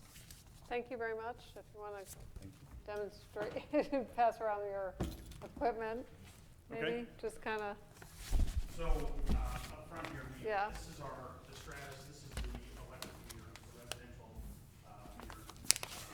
This is the AccuStream. So this is the positive displacement meter that did not. It had a lower flow range, but that is one of the options that we presented, and that is a quarter gallon a minute to 20 gallons per minute. This is the iPearl. This is a mini mag meter, and I know that may not, but you can Oh, literally look good through thing, the meter. yeah. So it has no moving parts, and so most water meters have moving parts, and that's what breaks down. But you can see right through the flow chamber, and so when there are no moving parts, nothing can break. And so that's why we can offer the 20-year guarantee Yeah. accuracy. And we have, so that's the no moving parts meter. And then we also Periscope. have, at a residence, so we have two different antennas on the water side. So in the electric side, the radio is actually built into the electric meter. Okay, so it's under the glass. But for a water meter, this is for a pit solution. So this is the only part that would stick out of the pit. So we would drill a hole in the meter pit and insert that through the hole, and then that would be right underneath. So you don't have to change your lids. And so there's no cost for that. We're just going to drill the lid and put that in there. And then for the homes that have the meter inside the house, we have, there'll be a wire that would come from the meter inside the house to the outside of the house, and we would just mount this on the outside of the house. It just depends on the easiest way to get the wire out of the house. A lot of times it goes by the gas meter, or in that area. Does that come in different colors? Yes. I don't know. This is the only one I've ever seen, so I don't know the answer. I think if you wanted a different color, I'm Your not going to say they homeowners won't. association won't allow that, won't allow that color. see what you're saying. Okay. So the other, okay, Bob just wanted me to touch on it.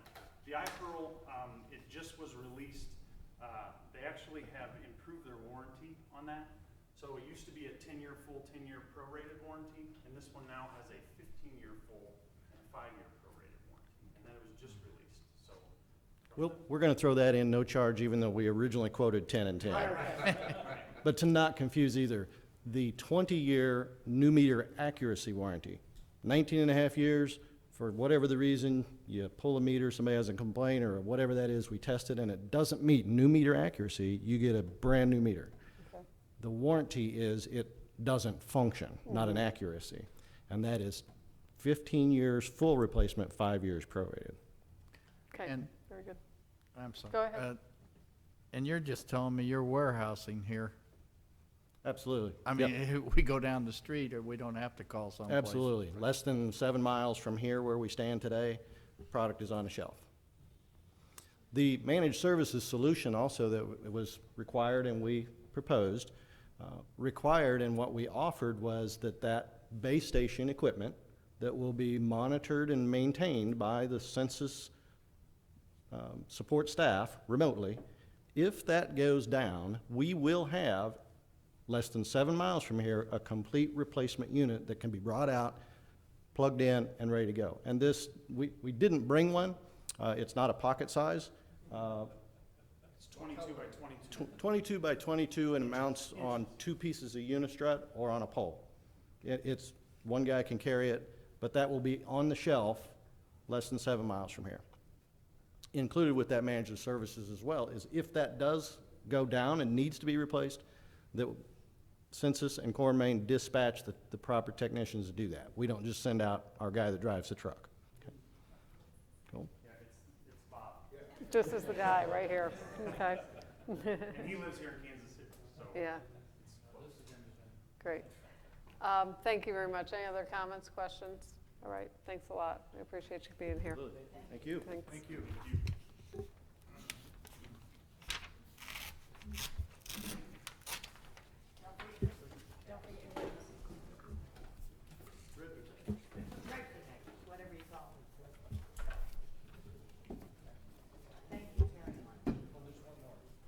I'll give.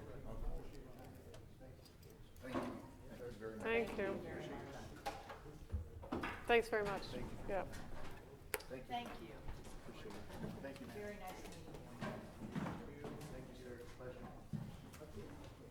Sir, pleasure to meet you. Thank you. Have a good night. Thank you.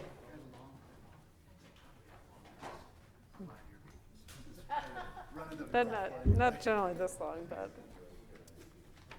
I'm clear out here. Is this you or who's the man? Okay, whatever.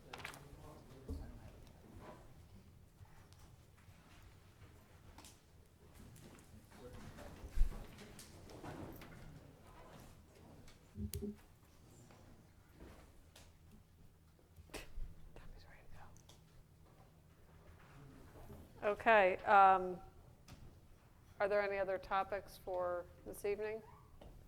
No? Mr. City Manager, anything else this evening? No. Okay, we're adjourned.